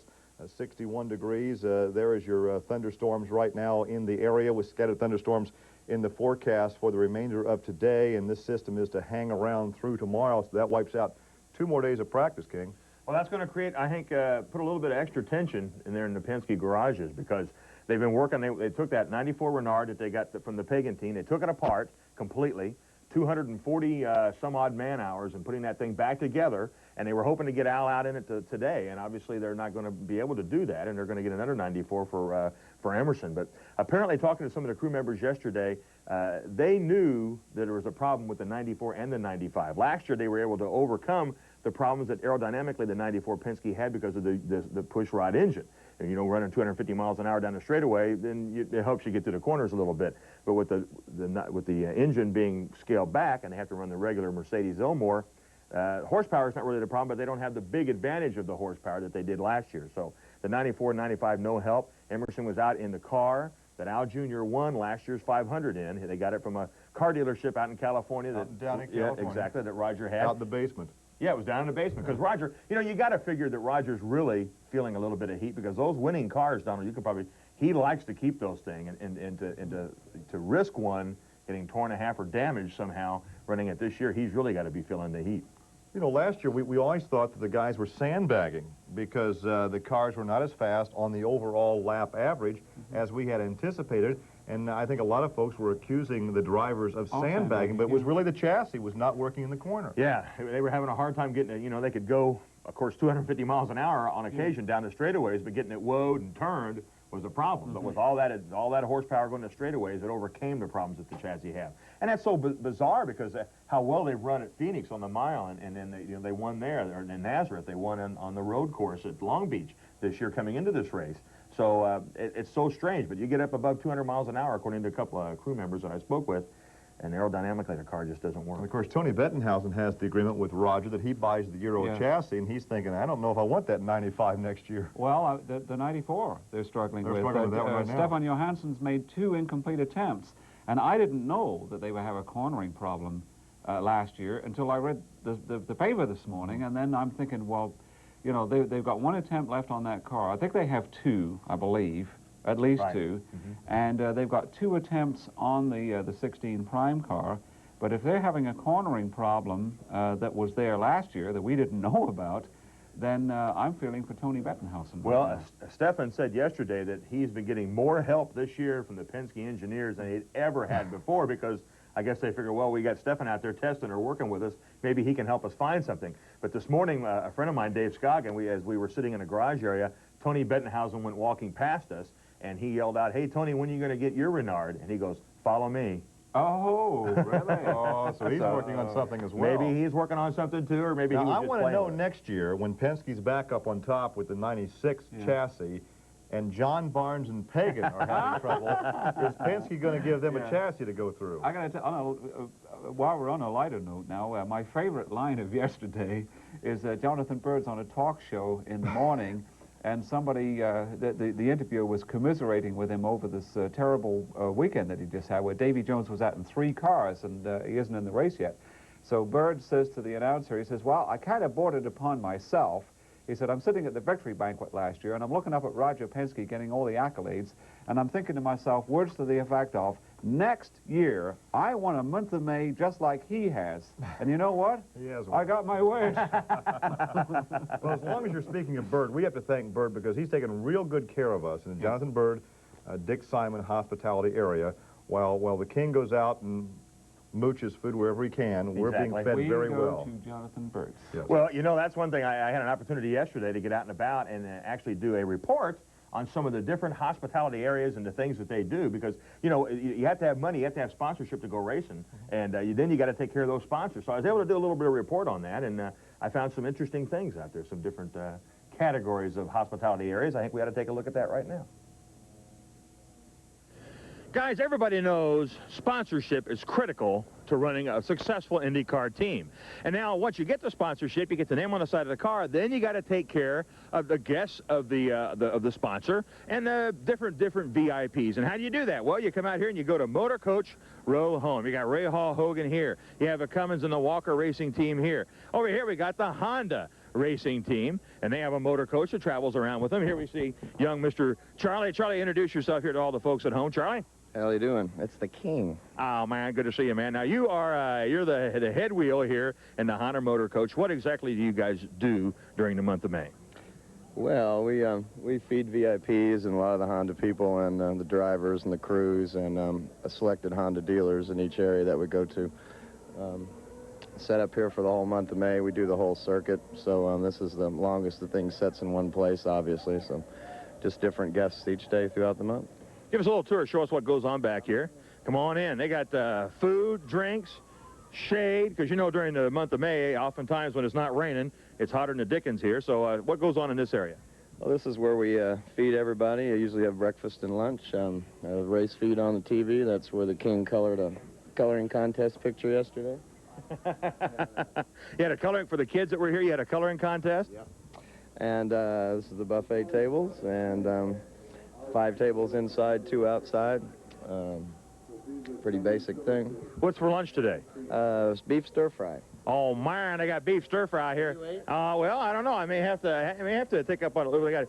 Oh man, big roll thing here. We've got beef stir fry. We've got rice, salad. This ain't no game.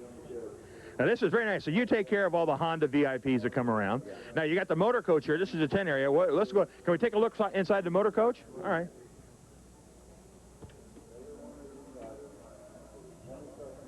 All right, here we are in the motor coach area. What part of this is like a traveling hotel almost. Tell us what area we're in now. This is more of the public relations area. This is where our PR people send their releases out from qualifying and practice results each day all over the world. And team meetings and a lot of things are planned back here. So Tasman Motor Group, they would come back here probably and maybe have a meeting with some other sponsors or VIPs, or maybe if they wanted to talk to the drivers in private, they could come back here and do that. Right. Okay, let's move on forward in the motor coach. You can tell us what's going on back here. This is kind of the office area here. Closets and shower and restrooms. Closets, showers, restrooms. It's all here for you. Stove. We have some of them. They do some public relations work up here too. Just when it gets crowded in the back, because we can close it off to have separate meetings front and rear. What kind of money would you guesstimate this whole traveling VIP hospitality area would cost to outfit? Well, we also have a trailer that's a kitchen trailer fully equipped with commercial restaurant equipment that we use in the rest of the IndyCar series, but we're not allowed to use in here. So I would say, with your coach and your tent and all your equipment, you're looking at $500,000 to $1 million, depending on, it all varies going down the row. That's just to entertain the sponsors, guests, and things like that. Yep. Well, cool, Charlie. Thanks a bunch for joining us and giving us an insight into what goes on here. We appreciate that. Charlie and the Honda Motor Coach, this is a pretty VIP deal. Now, let's go on down here and let's find some of the other motor coaches and talk to some of the other folks. What in the heck is this on Motor Coach Roll right here? Hey, guys, how are you? What hospitality suite are you guys? Oh, the Gary Lee Lee, of course. We found the Gary Lee Hospitality Track. What's for lunch today? Just spam.